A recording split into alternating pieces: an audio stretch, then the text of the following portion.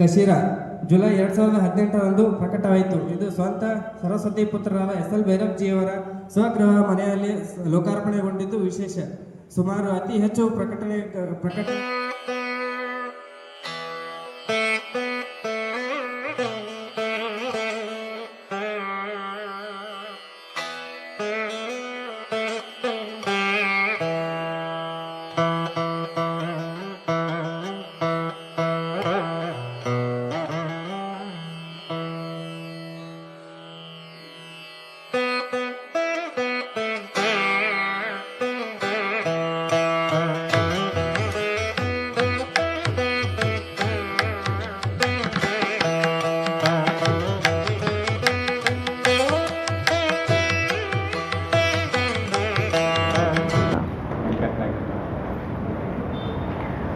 ಎಲ್ರಿಗೂ ನಮಸ್ಕಾರ. ವಿಜಯಪುರಕ್ಕೆ ನಾನು ಬಂದಿದ್ದು ಮೊದಲನೇ ಬಾರಿ. ಈ ತನಕ ಇಲ್ಲಿಗೆ ಬಂದಿರಲಿಲ್ಲ. ಬಹಳ ಅಪರೂಪದ ಊರಾಗಿತ್ತು. ಧಾರವಾಡದಲ್ಲಿ ಕಾರ್ಯಕ್ರಮ ಇದ್ದಿದ್ದು ನಾಳೆ 10:00 ಶ್ರೀರಂಗ ಪುರಾಣಿಕರ ಆಗ್ರಹ ನಮ್ಮೂರಿಗೂ ಬರಬೇಕು ಅಂತ. ಅದರಿಂದ ಬೆಳಗ್ಗೆ ಬಂದು ಒಂದು ಸುತ್ತು ಏನೇನು ನೋಡೋಕ್ಕೆ ಸಾಧ್ಯ ಇತ್ತೋ 2-3 ಗಂಟೆಯಲ್ಲಿ ನೋಡಿಕೊಂಡು ಬಂದೆ. ಕಶೀರ ಎಲ್ಲರಿಗೂ ಬಹುತೇಕ ಹಲವರು ಓದಿದ್ದೀರಿ. ಕಶೀರ ಕಾಶ್ಮೀರದ ವಿಷಯ 2018ರಲ್ಲಿ ಅದು ಪ್ರಕಟವಾದದ್ದು. 16ರಲ್ಲೇ ನಾನು ಅಲ್ಲಿಗೆ ಹೋಗಿದ್ದು. 19ರಲ್ಲಿ ಅನುಚ್ಛೇದ 370 ತೆಗೆದುಹಾಕಿದ್ದು. ನಾನು ಹೋದಾಗಲೂ ಅನುಚ್ಛೇದ 370 ಇತ್ತು. ಆಗಿನ ತಲ್ಲಣಗಳು, ಅದರ ನಡುವೆ ಬರೆದ ಕಾದಂಬರಿ, ಅದು ಬೇರೆಯೇ ಅನುಭವ ಕೊಟ್ಟಿತ್ತು. ಆ ನಂತರವೂ ಏನು ಅಂತಹ ಹೇಳ್ಕೊಳ್ಳುವಂತಹ ಬದಲಾವಣೆ ಆಗಲಿಲ್ಲ ಕಾಶ್ಮೀರದಲ್ಲಿ. ಅಂದರೆ ಇಲ್ಲಿವರೆಗೂ ಅಲ್ಲಿ ಮತ್ತೆ ಕಾಶ್ಮೀರಿ ಪಂಡಿತರು ಹಿಂತಿರುಗಿ ಹೋಗೋದು ಸಾಧ್ಯ ಆಗಿಲ್ಲ. ಇದರ ನಡುವೆ ಕಾದಂಬರಿಯನ್ನು ಓದಿದ ಅನೇಕರು ನಾನು ಕಾದಂಬರಿಯಲ್ಲಿ ಉಲ್ಲೇಖಿಸಿರುವ ಸ್ಥಳಗಳಿಗೆ ಹೋಗಿ ಬಂದು ನನಗೆ ಇಮೇಲ್ ಮಾಡೋದು, ನನಗದು ಬಹಳ ಸಂತೋಷದ ಸಂಗತಿ. ನಾವು ಇಂತಿಂಥ ಕಡೆಗೆ ಹೋದ್ವಿ, ಶಂಕರಾಚಾರ್ಯ ಬೆಟ್ಟಕ್ಕೂ ಹೋದ್ವಿ, ಲಲಿತಾದಿತ್ಯ ಮುಕ್ತ ಪೀಡನ, ಇದು ದೇವಸ್ಥಾನ ಅಂದರೆ ಈಗದು ಭಿನ್ನ ಆಗಿದೆ, ಅಲ್ಲಿಗೆ ಹೋದ್ವಿ. ಅವಂತಿಪುರಕ್ಕೆ ಹೋದ್ವಿ, ಸೆಟಲ್ಮೆಂಟ್ ಎಲ್ಲ ನೋಡ್ಕೊಂಬಂದ್ವಿ ಅಂದರು. ಅಂದರೆ ಅದು ನನಗೆ ಬಹಳ ಸಾರ್ಥಕ ಅನಿಸಿದ್ದು. ಬರೀ ಓದಿ ಸುಮ್ಮನಾದ್ವಿ, ಹೌದೇ ಹೀಗಾಗಿತ್ತೆ ಅಂತ ಗೊತ್ತಿರಲಿಲ್ಲ, ತಿಳಿದ ಸಮಾಧಾನ ಆಯಿತು ಅನ್ನೋದು ಒಂದು. ಅದಕ್ಕೆ ಮುಂಚೆ ನಾವು ಹನಿಮೂನ್ಗೆ ಹೋಗಿ ಆ ಡಲ್ ಸರೋವರಕ್ಕೆ ಶಿಕಾರದ ಮೇಲೆಲ್ಲ ಓಡಾಡ್ಕೊಂಡು ಬಂದಿದ್ವಿ. ಆದರೆ ಈ ಹಿನ್ನೆಲೆ ಗೊತ್ತಿರಲಿಲ್ಲ. ಗೊತ್ತಾದ್ಮೇಲೆ ಮತ್ತೆ ಹೋದ್ವಿ ಅಂದ್ರಲ್ಲ, ಅದು ಅನೇಕ ಓದುಗರು ಅದನ್ನು ಕಂಡು ಬಂದಿದ್ದಾರೆ. ನನಗೆ ಬಹಳ ಸಂತೋಷ ಆಯಿತು. ಆ ನಂತರ ಅವಸಾನದಲ್ಲೂ ಪಂಢರಪುರ ಕಾಮಾಠಿಪುರದ ಕಥಾವಸ್ತು ಅದು. ಅನೇಕರು ಪಂಢರಪುರಕ್ಕೆ ಹೋಗಿ ಬಂದ್ವಿ. ಅದರಲ್ಲಿ ವಾರ್ಕರಿ ಸಂಪ್ರದಾಯದ್ದೆಲ್ಲ ಬರುತ್ತೆ. ನನಗೇನು ಆಶ್ಚರ್ಯ ಅಂದರೆ, ನಾನು ಕಾದಂಬರಿಯಲ್ಲಿ ಯಾವ್ಯಾವ ಸ್ಥಳ, ನಾನು ಕ್ಷೇತ್ರ ಕಾರ್ಯಕ್ಕೆ ಹೋಗಲೇಬೇಕಾಗುತ್ತೆ. ಈಗ ನನ್ನ ಹುಟ್ಟೂರಿಂದೋ ನನ್ನ ಮನೆಯದೋ ಕಥಾವಸ್ತು ಆದರೆ ಎಲ್ಲೂ ಓಡಾಟದ ಅಗತ್ಯ ಇರಲ್ಲ. ಆದರೆ ಇಂಥ ಥೀಮ್ಗಳಲ್ಲಿ ನಾವು ಹೊರಗೆ ಹೋಗಲೇಬೇಕಾಗುತ್ತೆ. ಓದಿದ್ರು ನನ್ನನ್ನು ಅನುಸರಿಸ್ಕೊಂಡು ಹೋಗ್ತಾ ಇದ್ದಾರೆ ಅನ್ನೋದು ನಂಗೆ ಬಹಳ ಸಂತೋಷ. ಪಂಢರಪುರಕ್ಕೆ ಹೋಗಿ ಬಂದವರಿದ್ದಾರೆ. ಈಗ ಈ ಮಾಗಧ ಒಬ್ಬರು ಟ್ವೀಟ್ ಮಾಡಿದ್ರು, ಮೇಡಮ್ 1 ತಿಂಗಳು ಆಫೀಸ್ ರಜೆ ಹಾಕ್ಕೊಂಡಿದ್ದೀನಿ, ನೀವು ಯಾವ್ಯಾವ ರೂಟ್ನಲ್ಲಿ ಹೋದ್ರಿ ಹೇಳಿ, ನಾನು ಇದನ್ನು ಪೂರ್ತಿ ಹೋಗ್ತೀನಿ ಅಂದರು. ಭಾರತದಲ್ಲೇ 6 ರಾಜ್ಯಗಳು ಮತ್ತು ನೇಪಾಳ, ಸಿಂಹಳ, ಇದೆಲ್ಲ ನಿಮ್ಮ ರಜದಲ್ಲಿ ಸಾಧ್ಯ ಆಗಲ್ಲ. ನನಗೆ 2 ತಿಂಗಳು ನಾನು ಆನ್ ರೋಡ್ ಇದ್ದೆ ಅಂತ ಹೇಳಿದೆ. ಇಲ್ಲ, ಅದರಲ್ಲಿ ಮುಖ್ಯವಾದ ಸ್ಥಳಗಳು ಹೇಳಿ ನಾವು ಹೋಗಿ ಬರ್ತೀವಿ ಅಂತಾರೆ. ಈ ಥರದ್ದು ಓದುಗರ ಜೊತೆಗಿಂದು ನನ್ನ ಅನುಬಂಧ, ಅದು ನನಗೆ ಇದು ಬಹಳ ವಿಶೇಷ ಅನಿಸುತ್ತೆ. ಮತ್ತು ಅವ್ರು ಎಷ್ಟು ಗಂಭೀರವಾಗಿ ತೊಗೊಳ್ತಾರಲ್ಲ ಅಂತ ಅನಿಸುತ್ತೆ. ನಾನು ಮುಖ್ಯವಾದ ಸ್ಥಳಗಳನ್ನು ಹಾಕ್ಕೊಟ್ಟೆ ಅವ್ರಿಗೆ. ಸಾಂಚಿಯಿಂದ ಶುರು ಮಾಡಿ ಪಾಟ್ಲಿಪುತ್ರ ಅಂದರೆ ಇವತ್ತಿನ ಪಟ್ಟಣ ಅದು, ಆಮೇಲೆ ಸಿಂಹಳದಲ್ಲಿ ಅಲ್ಲಿ ಅನುರಾಧಪುರ, ಪೊಲೊನ್ನರು ಅದೆಲ್ಲ ಹೇಳಿದೆ. ಇದು ನನಗೆ ಬಹಳ ಸಮಾಧಾನ ಕೊಟ್ಟಿರೋದು ಒಂದು ಸಂಗತಿ. ಮಾಗಧದ ಬಗ್ಗೆ ವಿಶೇಷವಾಗಿ ಹೇಳಬೇಕು ಅಂದರೆ, ಅಶೋಕನ ಬಗ್ಗೆ ನಾವೆಲ್ಲ ಕಥೆಗಳನ್ನು ಕೇಳಿಯೇ ಇದ್ದೀವಿ. ಕಲಿಂಗ ಯುದ್ಧ ಆಯಿತು, ಆಮೇಲೆ ಅವನು ಶೋಕ ತಪ್ತನದ, ಆಮೇಲೆ ಶಸ್ತ್ರ ತ್ಯಜಿಸಿದ. ಚಾಣಕ್ಯ ಅಂತ ಧಾರಾವಾಹಿ ಬಂತು, ಡಾಕ್ಟರ್ ಚಂದ್ರಪ್ರಕಾಶ್ ದ್ವಿವೇದಿ ಅವ್ರದ್ದು. ಆಗ ನಾನು ಹೈಸ್ಕೂಲ್ ಮಿಡ್ಲ್ ಸ್ಕೂಲ್ ಕೊನೆ ವರ್ಷನೋ ಏನೋ, ಅದು ಬಹಳ ಪ್ರಭಾವ ಬೀರಿತ್ತು. ಈಗ ಮತ್ತೆ ಕೊರೋನಾ ಸಮಯದಲ್ಲಿ ಅದು ಮರುಪ್ರಸಾರ ಆಯ್ತಲ್ಲ, ಆಗ ಮತ್ತೆ ನೋಡೋ ಅವಕಾಶ ಸಿಕ್ತು. ಅದನ್ನು ನೋಡ್ತಾ ನೋಡ್ತಾ ಅವರು ಅಲ್ಲಿ ಚಂದ್ರಗುಪ್ತ ಮೌರ್ಯನ ಕಥೆವರೆಗೆ ನಿಲ್ಲಿಸ್ತಾರೆ. ಮಗಧ ವಂಶ ಸಂಸ್ಥಾಪನೆ ಆಗೋದಕ್ಕೆ ಕಾರಣಗಳನ್ನು ಕೊಡ್ತಾರೆ. ತುಂಬ ಗಣಗಳಿದ್ವು. ಉದೀಚ್ಯ ಅಂತಂದರೆ ನಮ್ಮ ನಾರ್ತ್ ವೆಸ್ಟ್, ಈಗ ಅಫ್ಘಾನಿಸ್ತಾನ ಆ ಭಾಗ, ಪಾಕಿಸ್ತಾನ ಏನಿದೆ ಆ ಪ್ರದೇಶದಲ್ಲಿ ಮೊದಲಿಂದಲೂ ತುಂಬ ಗಣಗಳು, ಯಾವತ್ತೂ ಒಗ್ಗಟ್ಟಿಗೆ ಕೊರತೆ ಅಲ್ಲಿ. ಚಾಣಕ್ಯ, ವಿಷ್ಣುಗುಪ್ತ ಬಿಹಾರದ ಪಟ್ನಾ ಮತ್ತು ಬೋಧಗಯಾದ ನಡುವೆ ಚಣಕ ಅನ್ನೋ ಗ್ರಾಮದವರು. ಅವರು ಇಲ್ಲಿಂದ ಅಲ್ಲಿಗೆ ಸಂಚರಿಸಿ ತಕ್ಷಶಿಲೆ ಆ ಕಾಲಕ್ಕೆ, ಅಂದರೆ ನಾನು ಹೇಳ್ತಾ ಇದ್ದು ಕ್ರಿಸ್ತಪೂರ್ವ 3ನೇ ಶತಮಾನದ ಮಾತು, ಕ್ರಿಸ್ತಪೂರ್ವ 326ರಲ್ಲಿ ಅಲೆಕ್ಸಾಂಡರ್ ಬಂದಿದ್ದು. 19 ತಿಂಗಳು ಚಂಡಮಾರುತದ ಥರ ಬಂದ. ಅವನ ಮೂಲ ಉದ್ದೇಶ ಇದ್ದಿದ್ದು ಪರ್ಷಿಯಾ ಅಂತ ಈಗ ಏನು ಹೇಳ್ತೀವಿ, ಆಗ ಅಖಿಮಿನಿಯಾ ವಂಶ, ಡೇರಿಯಸ್ ರಾಜನ ವಂಶ. ಅವ್ರಿಗೂ ಇವ್ರಿಗೂ ಬಹಳ ತಿಕ್ಕಾಟ ಇತ್ತು. ಅಂತಂದರೆ ಅಖಿಮಿನಿಯಾದವರು ಗ್ರೀಕರನ್ನು ಹೋಗಿ, ಬ್ಯಾಬಿಲೋನಿಯಾ ಅವರನ್ನೆಲ್ಲ ಹೋಗಿ ತುಂಬ ತೊಂದರೆ ಕೊಟ್ಟು ಬರೋರು. ಅವರನ್ನು ಮಟ್ಟ ಹಾಕೋದಕ್ಕೋಸ್ಕರ ಅಲೆಕ್ಸಾಂಡರ್ ತಂದೆ ಫಿಲಿಪ್ ಒಂದು ಇದನ್ನು ಸಂಘಟಿಸ್ತಾ ಇದ್ದ, ಗ್ರೀಕರ ಸೈನ್ಯವನ್ನು. ಅಷ್ಟರಲ್ಲೇ ಅವನು ಹತ್ಯೆ ಆಗೋಯ್ತು. ತಕ್ಷಣ ಮಗ ಅರಿಸ್ಟಾಟಲ್ ಹತ್ರ ಕಲಿತಾ ಇದ್ದವನು, ತತ್ವಜ್ಞಾನಿ ಅರಿಸ್ಟಾಟಲ್ ಹೆಸರು ಕೇಳಿಯೇ ಇರ್ತೀರಿ.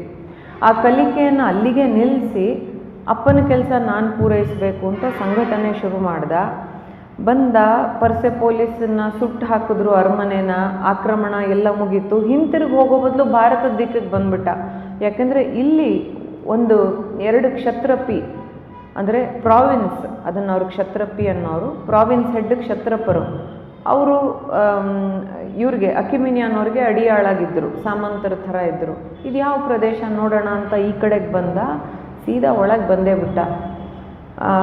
ಬಾಕ್ತ್ರಿ, ಇವಾಗ ಬಾಲ್ಕ್ ಅಂತೀವಲ್ಲ, ಈಗ ಅದು ಯಾವುದೂ ನಮ್ಮ ಜಂಬೂದ್ವೀಪದ ಭಾಗ ಅಲ್ಲ, ಅಲ್ಲಿ ಶಶಿಗುಪ್ತ ಶರಣಾಗ್ಬಿಟ್ಟ. ಆಮೇಲೆ ಆಶ್ವಕಾಯನ, ಅವರ ರಾಜ ಹಾಸ್ತಿನಾಯನ ಯುದ್ಧ ಮಾಡ್ದ, ಆದರೆ ಸೋತ. ಹೀಗೆ ವಿಪ್ರಿ 500 ಪುರಗಳು, ಸುಮಾರು 15ಕ್ಕೂ ಹೆಚ್ಚು ಗಣಗಳು, ಯಾರಲ್ಲೂ ಒಗ್ಗಟ್ಟಿಲ್ಲ. ಎಲ್ಲ ಅಂಗೈ ಅಗಲದ ಪ್ರದೇಶ, ಎಲ್ಲದರಲ್ಲೂ ರಾಜರು ಅಥವಾ ರಾಜರ ಗಣ, ಅಂದರೆ ಒಬ್ಬ ರಾಜ ಅಥವಾ ಕೆಲವರು. ಎಲ್ಲರಿಗೂ ನಾವೇ ಶ್ರೇಷ್ಠರು, ನಾವೇ ಇನ್ನೊಬ್ರಿಗೆ ತಗ್ಗೋದು, ಅವ್ನು ಬರಲಿ ನಾನು ನೋಡ್ಕೋತೀನಿ ಅನ್ನೋ ಥರ ಧೋರಣೆ ಇತ್ತು. ಅದನ್ನು ಮೊದಲೇ ವಿಷ್ಣುಗುಪ್ತರು ಮನಗಂಡು ಎಚ್ಚರಿಸೋಕೆ ಪ್ರಯತ್ನಿಸಿದ್ರು. ಇವ್ರಿಗೆಲ್ಲ ನಾವು ಬಹಳ ಶೂರರು, ಅವ್ನು ಬರಲಿ ನಾವು ಎದುರಿಸ್ತೀವಿ ಅಂತ. ಆದರೆ ಒಬ್ಬೊಬ್ಬರಾಗಿ ಸೋತರು. ಅವನು ತುಂಬ ಬರ್ಬರವಾಗಿ ಕೊಂದ. ಬಿಟ್ಬಿಡ್ತೀನಿ ಆಯಿತು ಹೋಗಿ ಅನ್ನೋದು. ಪಾಪ ಅವರೆಲ್ಲ ಶಸ್ತ್ರ ಇಟ್ಟು ಒಂದು ಕಡೆ ಹೋದ ಮೇಲೆ ಅವ್ರ ಮೇಲೆ ನುಗ್ಗೋದು. ಆ ಎಲ್ಲ ಹಿನ್ನೆಲೆಯಿಂದಾಗಿ ಅವನು ಹೋದ ಮೇಲೆ ಅಥವಾ ಅವನು ಇರುವಾಗಲೇ ಈ ಸಂಘಟನೆಯನ್ನು ಚಾಣಕ್ಯರು ಶುರು ಮಾಡ್ತಾರೆ. ಹಾಗೆ ಚಂದ್ರಗುಪ್ತ ಅನ್ನೋ ಒಬ್ಬ ಶೂದ್ರ, ಮಯೂರ ಪೋಷಕ ವಂಶದ್ದು. ಮಯೂರ ವಂಶ ಅಂತ ನಮಗೆ ತುಂಬ ಖಚಿತವಾಗಿ ಯಾಕೆ ಗೊತ್ತಾಗುತ್ತೆ ಅಂದರೆ, ನಿಗಾಲಿ ಸಾಗರ, ನೇಪಾಳದಲ್ಲಿ ಅಶೋಕ ಶಾಸನ ಬರೆಸಿದ್ದಾನೆ.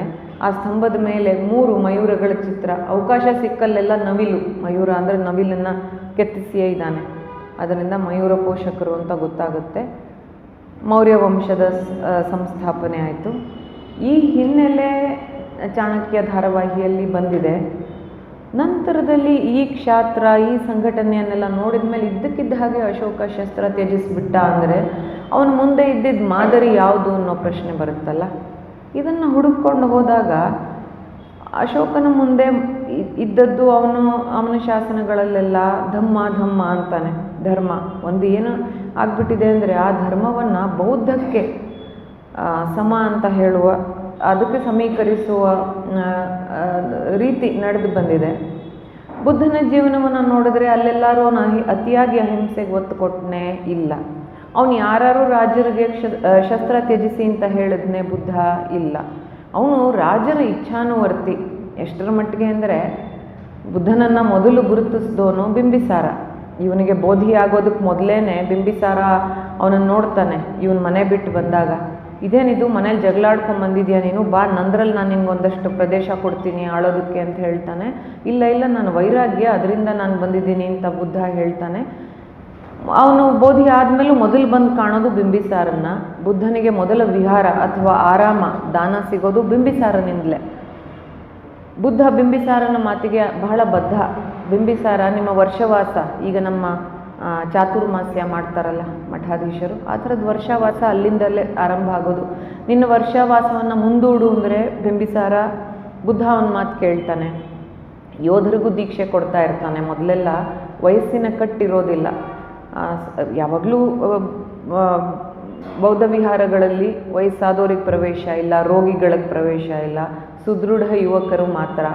ಮೊದಲು ಯೋಧರನ್ನು ಸೇರಿಸ್ಕೊತಾ ಇರ್ತಾನೆ. ಬಿಂಬಿಸಾರ ಅವ್ನು ಹೇಳ್ತಾನೆ, ನೀನು ಯೋಧರನ್ನು ಸೇರಿಸ್ಕೊಳ್ಳೋದು ಇಷ್ಟ ಆಗೋದಿಲ್ಲ ನಮ್ಮ ರಾಜರಿಗೆಲ್ಲ. ಸೈನಿಕರು ಏನು ಮಾಡಬೇಕು, ಅಲ್ಲಿ ಬಂದುಬಿಟ್ರೆ ಸೈನ್ಯವನ್ನು ಯಾರು ನೋಡ್ಕೊಳ್ಳೋರು ಅಂತ. ಆಗ ಬುದ್ಧ ನಿಯಮ ಮಾರ್ಪಡಿಸ್ತಾನೆ. ಅಂದರೆ ಏನು ಹೇಳ್ತಿದ್ದೀನಿ ಅಂದರೆ, ಬುದ್ಧನಿಗೆ ರಾಜರ ಸಹಾಯದ ಅಗತ್ಯ ಬಹಳ ಇತ್ತು. ಯಾಕಂದರೆ ದೊಡ್ಡ ದೊಡ್ಡ ವಿಹಾರಗಳು, 500 600 ಭಿಕ್ಕುಗಳು, ಅವ್ರನ್ನ ಹೇಗೆ ಸಾಕಬೇಕು? ಒಂದು ರಾಜಾಡಳಿತದ ಸಹಕಾರ ಇಲ್ಲದೆ, ಅದರಿಂದ ಯಾವಾಗಲೂ ಬೌದ್ಧ ಮತ ಅಥವಾ ಬೌದ್ಧ ದರ್ಶನ ರಾಜರ ಆಶ್ರಯದಲ್ಲೇ ನಡ್ಕೊಂಡು ಬಂತು.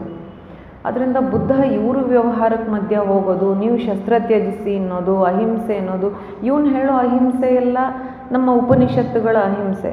ಅಂತಂದರೆ ಮೊದಲು ಮನಸ್ಸಿನ ಶುದ್ಧಿ ಆಗಬೇಕು. ನೀವು ತಪಸ್ಸಿಗೆ ಕೂರೋದಕ್ಕೆ ಮುಂಚೆ ದಮ್ಮ, ಶಮ, ಸತ್ಯ, ಅಸ್ತೇಯ, ಅಪರಿಗ್ರಹ, ಇದೆಲ್ಲ ನಮ್ಮ ಮನಸ್ಸನ್ನು ಶುಚಿಗೊಳಿಸ್ಕೊಳ್ಳೋದು. ನಂತರ ನಾವು ಸಾಧನೆಗೆ ತೊಡಗೋದು ಅನ್ನೋ ಪರಿಕಲ್ಪನೆ ಅಹಿಂಸೆ. ಇದನ್ನು ಹೇಳಿದ್ನೇ ಹೊರತು ಅವನು ನೀವು ಶಸ್ತ್ರ ತ್ಯಜಿಸಿ ಅನ್ನೋ ಉದಾಹರಣೆ ಅಶೋಕನಿಗೆ ಬುದ್ಧನದಂತೂ ಇಲ್ಲ, ಬುದ್ಧನ ಜೀವನದಲ್ಲಿಲ್ಲ. ಇನ್ಯಾರೋ ಮಾದರಿ ಅಲ್ಲ ಅಂತಂದಮೇಲೆ ಇದೇನಿದು ಅನ್ನೋ ಪ್ರಶ್ನೆ ಬರುತ್ತೆ. ಅವನ ಶಾಸನಗಳನ್ನು ಅಧ್ಯಯನ ಮಾಡ್ತಾ ಮಾಡ್ತಾ ಗೊತ್ತಾಗುತ್ತೆ, ಅವನು ಹೇಳಿದ ಧರ್ಮ ಅರ್ಥಶಾಸ್ತ್ರದ ಧರ್ಮ ವ್ಯವಹಾರ ಸ್ಥಾಪನೆ ಅಂತ ಬರುತ್ತೆ. ಅಂದರೆ ಅರ್ಥಶಾಸ್ತ್ರ ಎಷ್ಟು ಸ್ಪಷ್ಟವಾಗಿ ಹೇಳುತ್ತೆ ಅಂದರೆ, ಯಾವುದಾದ್ರೂ ಒಂದು ರಾಜ್ಯವನ್ನು ಆಕ್ರಮಿಸ್ಕೊಂಡ ಮೇಲೆ ರಾಜ ಏನೇನು ಮಾಡಬೇಕು, ಅಲ್ಲಿ ಚಿಕಿತ್ಸೆಗೆ ಗಿಡ ಮರಗಳನ್ನು ನೆಡೆಸೋದು, ಪ್ರಾಣಿ ಹತ್ಯೆ ನಿಷೇಧಿಸೋದು, ಇಂತಿಂಥ ಕಾಲ ಇಂತಿಂಥ ನಕ್ಷತ್ರದಲ್ಲಿ ಪ್ರಾಣಿ ಹತ್ಯೆ ನಿಷೇಧಿಸೋದು, ಎಲ್ಲರ ಹಿತ ಸುಖಗಳಿಗೋಸ್ಕರ ರಾಜ ಕಷ್ಟಪಡಬೇಕು ಜನರದು ಅಂತ ಹೇಳಿರುವ ಧರ್ಮ, ಸಾಮಾನ್ಯ ಧರ್ಮ ಅಥವಾ ರಾಜಧರ್ಮವನ್ನು ಅಶೋಕ ಪಾಲಿಸ್ತಾ ಇದ್ದ ಅನ್ನೋದು ಅರ್ಥಶಾಸ್ತ್ರದಿಂದ ಸ್ಪಷ್ಟವಾಗಿ ತಿಳಿದು ಬರುತ್ತೆ. ಮತ್ತು ಕಲಿಂಗದ ಇತಿಹಾಸವನ್ನು ನೋಡಿದರೆ, ಅಶೋಕ ಕಲಿಂಗವನ್ನು ಗೆದ್ದ ಮೇಲೆ ಅವನು ಶಾಸನಗಳನ್ನು ಸುಮಾರು 3 ಮುಖ್ಯ ವರ್ಗವಾಗಿ ವಿಂಗಡಿಸಬಹುದು. ಹೆಬ್ಬಂಡೆ ಶಾಸನ, ಕಿರುಬಂಡೆ ಮತ್ತು ಸ್ತಂಭಲಿಪಿ. ಹೆಬ್ಬಂಡೆ ಶಾಸನ 13ರಲ್ಲಿ ಬರೀತಾನೆ, ಕಲಿಂಗ ಯುದ್ಧಕ್ಕಾಗಿ ನಾನು ಅನುಶೋಚಿಸುತ್ತಿದ್ದೇನೆ ಅಂತ ಬರೀತಾನೆ. ಹೋಗಲಿ, ಅನುಶೋಚಿಸೋನು ನಂತರ ಕಲಿಂಗವನ್ನು ಹಿಂತಿರುಗಿಸೋದಿಲ್ಲ. ಅಲ್ಲಿಯವರನ್ನೇ ಯಾರನ್ನಾದರೂ ಅಲ್ಲಿ ನೋಡ್ಕೊಳ್ಳೋದಕ್ಕೆ ನೇಮಿಸಬಹುದಲ್ಲ, ತನ್ನ ಮಗನನ್ನು ಕರೆಸ್ತಾನೆ. ತನ್ನ ಕುಮಾರ ಹಾಗೂ ತನ್ನ ಧರ್ಮ ಮಹಾಮಾತ್ರರು ಅಂದರೆ ತನ್ನ ಅಡ್ಮಿನಿಸ್ಟ್ರೇಟಿವ್ ಇದನ್ನೇ ಅಲ್ಲಿ ಇಟ್ಟು ಅವರನ್ನು ಇವನು ಶಾಸಿಸೋದು. ಅವನು ಸಾಯುವ ತನಕ ಕಳಿಂಗ ಸ್ವತಂತ್ರ ಆಗಲ್ಲ ಅಂತ ಕಳಿಂಗದ ಇತಿಹಾಸಕಾರರು ಹೇಳ್ತಾರೆ. ಅವನು ಸತ್ತ 7 ವರ್ಷಗಳ ನಂತರ ಚೇದಿ ವಂಶ ಸ್ಥಾಪನೆಯಾಗಿ ಅದರ 3ನೇ ರಾಜ ಖಾರವೇಲ ಅಶೋಕ ಶಾಸನ ಬರೆಸಿದ್ದಾನೆ, ಧವಳಗಿರಿ ಅಂತ ಕಳಿಂಗದಲ್ಲಿ. ಅದರ ಎದುರಿಗಿರೋ ಖಂಡಗಿರಿ ಪರ್ವತದ ಮೇಲೆ ಬರೆಸ್ತಾನೆ. ಅದೇ ಭಾಷೆ. ಖಾರವೇಲನೂ ತಾನು ಧಮ್ಮರಾಜ, ಭಿಕ್ಕು ರಾಜ ಅಂತೆಲ್ಲ ಬರೆಸ್ತಾನೆ. ಅಂದರೆ ಅವನ ಭಾಷೆಗೂ ಇವನ ಭಾಷೆಗೂ ಹೆಚ್ಚು ಕಡಿಮೆ ವ್ಯತ್ಯಾಸ ಇಲ್ಲ. ಮತ್ತು ಖಾರವೇಲ ಜೈನ, ಅರ್ಹಂತರಿಗೆ ಸಿದ್ಧರಿಗೆ ನಮಸ್ಕೊಂಡೇ ಆರಂಭಿಸ್ತಾನೆ. ಅವನು ಯಾಕೆ ತನ್ನನ್ನು ಭಿಕ್ಕು ರಾಜ ಅನ್ನಬೇಕು? ಭಿಕ್ಕು ಅನ್ನೋದು ಬೌದ್ಧ ಭಿಕ್ಕುಗಳಿಗೆ. ಅವನು ಯಾಕೆ ತನ್ನನ್ನು ಧಮ್ಮರಾಜ ಅನ್ನಬೇಕು? ಬೌದ್ಧ ಧಮ್ಮ ಅನ್ನೋದಾದರೆ. ಇದೆಲ್ಲ ಇವರು ಎಡಿಕ್ಟ್ಸ್ ಅಥವಾ ಶಾಸನಗಳನ್ನು ಓದ್ತಾ ಅಶೋಕನದ್ದು ನಾವು ಬೇರೆನೇ ಥರ ಕಂಡುಬಿಟ್ಟಿದ್ದೀವಿ. ಯಾಕಂದರೆ 27 ವರ್ಷದ ತನಕ ಆಳಿರೋದನ್ನು ಬರೆಸಿದ್ದಾನೆ. ಪುರಾಣಗಳು ಹೇಳೋದು ಅವನು 36 ವರ್ಷ ಆಳ್ದ ಅಂತ. ಆದರೆ ಅವನು ಕೊನೆಯ ಸ್ತಂಭ ಶಾಸನ 27ನೇ ವರ್ಷದಲ್ಲಿ ಬರೆಸಿರೋದು. ಅವನು ಅದನ್ನು ಬಹಳ ಆಯೋಜಿಸಿಕೊಂಡು, ಅಂದರೆ ಪ್ರಜ್ಞಾಪೂರ್ವಕವಾಗಿ ಬರೆಸ್ತಾನೆ. 7ನೇ ಸ್ತಂಭ ಶಾಸನದಲ್ಲಂತೂ ಇದು ತನ್ನ ಕೊನೆಯದು ಅನ್ನೋ ಥರ ಒಂದು ಸಮರಿ ಅಂತ ಹೇಳ್ತೀವಲ್ಲ, ಸಾರಾಂಶ ಕೊಡ್ತಾನೆ, ನಾನೇನೇನು ಮಾಡ್ತಾ ಇದ್ದೀನಿ ಅಂತ. ಆಮೇಲೆ ಹೇಳ್ತಾನೆ, ನನ್ನಿಂದ ಮಾಡಲಾಗಿರುವ ಬಹುವಿಧದ ನಿಯಮಗಳು ಅಂತಾನೆ. ಈ ನಿಯಮಗಳು ಅನ್ನೋದಿದೆಯಲ್ಲ, ಇವರಿಗೆ ಪರ್ಷಿಯನ್ ಡೇರಿಯಸ್, ಅಕಿಮಿನಿಯಾ ವಂಶದ ಡೇರಿಯಸ್ ರಾಜರ ಪ್ರಭಾವ ಬಹಳ ಇತ್ತು ಮೌರ್ಯರ ಮೇಲೆ. ಅವರ ಶಿಲ್ಪ 80 ಸ್ತಂಭಗಳದ್ದೊಂದು ಅರಮನೆ, ಇದು ಸಭಾಂಗಣ ಇತ್ತು. ಅದು ಇವತ್ತಿನ ಪಟ್ನಾ ನಗರದ ಕುಮ್ರಹಾರ ಅಂತ ಒಂದು ಪ್ರದೇಶ ಇದೆ. ಅಲ್ಲಿ 1-2 ಸ್ತಂಭಗಳನ್ನು ಇಟ್ಟಿದ್ದಾರೆ ಹೊರಗೆ. ಅದು ಹೂತು ಹೋಗಿದೆ. ಅದರದ್ದು ವ್ಯಾಡಲ್ ಅನ್ನೋರು ಎಕ್ಸ್ಕವೇಷನ್ ಮಾಡಿಸಿದ್ರು. ಸ್ಪೂನರ್ ಮತ್ತು ವ್ಯಾಡಲ್ ಮಾಡಿ ಅದರ ಲೇಔಟ್ ಅಂತ ಹೇಳ್ತೀವಲ್ಲ, ಅದು ಪರ್ಸೆಪೋಲಿಸ್ನ 100 ಸ್ತಂಭಗಳ ಸಭಾಂಗಣದ ಥರಾನೇ ಇದೆ ಅನ್ನೋದನ್ನೆಲ್ಲ ನಿರೂಪಿಸಿದರು. ಮೌರ್ಯರ ಶಿಲ್ಪ ಆ ಪರ್ಸೆಪೋಲಿಸ್ ಅಥವಾ ಅಕೆಮಿನಿಯಾನ್ ಅವರಿಂದ ಬಹಳ ಪ್ರಭಾವಕ್ಕೊಳಗಾಗಿರೋದು. ಹಾಗೆ ಮೌರ್ಯರ ಆಡಳಿತವೂ ಈ ನಿಯಮಗಳನ್ನು ಮಾಡೋದನ್ನು ಅಥವಾ ಈ ಶಾಸನ ಬರೆಯೋದನ್ನು ಡೇರಿಯಸ್ ಹೇಗೆ ಶುರು ಮಾಡ್ತಾನೋ ಅಶೋಕನು ಹಾಗೇ ಆರಂಭಿಸ್ತಾನೆ. ದಸ್ ಸೇಯದ್ ಕಿಂಗ್ ಡೇರಿಯಸ್ ಅಂತ ಬರುತ್ತೆ ಅಲ್ಲಿ. ಇವನು ದೇವಾನಾಂ ಪ್ರಿಯದರ್ಶಿ ಅಶೋಕ ಹೀಗೆ ಹೇಳುತ್ತಾನೆ ಅಂತ ಆರಂಭಿಸ್ತಾನೆ. ಅವನು ದಿಪಿ ಅಂತಾನೆ, ಇವನು ಲಿಪಿ ಅಂತಾನೆ ತನ್ನದನ್ನು. ಆಮೇಲೆ ಅವನಿಗೆ ನಿಯಮ ಮಾಡೋದಕ್ಕೆ ಹಮ್ಮುರಾಬಿ, ನೀವು ಹೆಸರು ಕೇಳೇ ಇರ್ತೀರಿ, ಅವರು ಇತಿಹಾಸ ಓದಿದಾಗ ಇದು ತಿಳಿದು ಬರುತ್ತೆ. ಹಮ್ಮುರಾಬಿ ತಾನೇನೋ ನಿಯಮ ಕೊಡ್ತಾ ಇದ್ದೀನಿ ಅಂತ ಸ್ಟೋನ್ ಟ್ಯಾಬ್ಲೆಟ್ಸ್ ಮೇಲೆ ಬರೆಸ್ತಾನಲ್ಲ.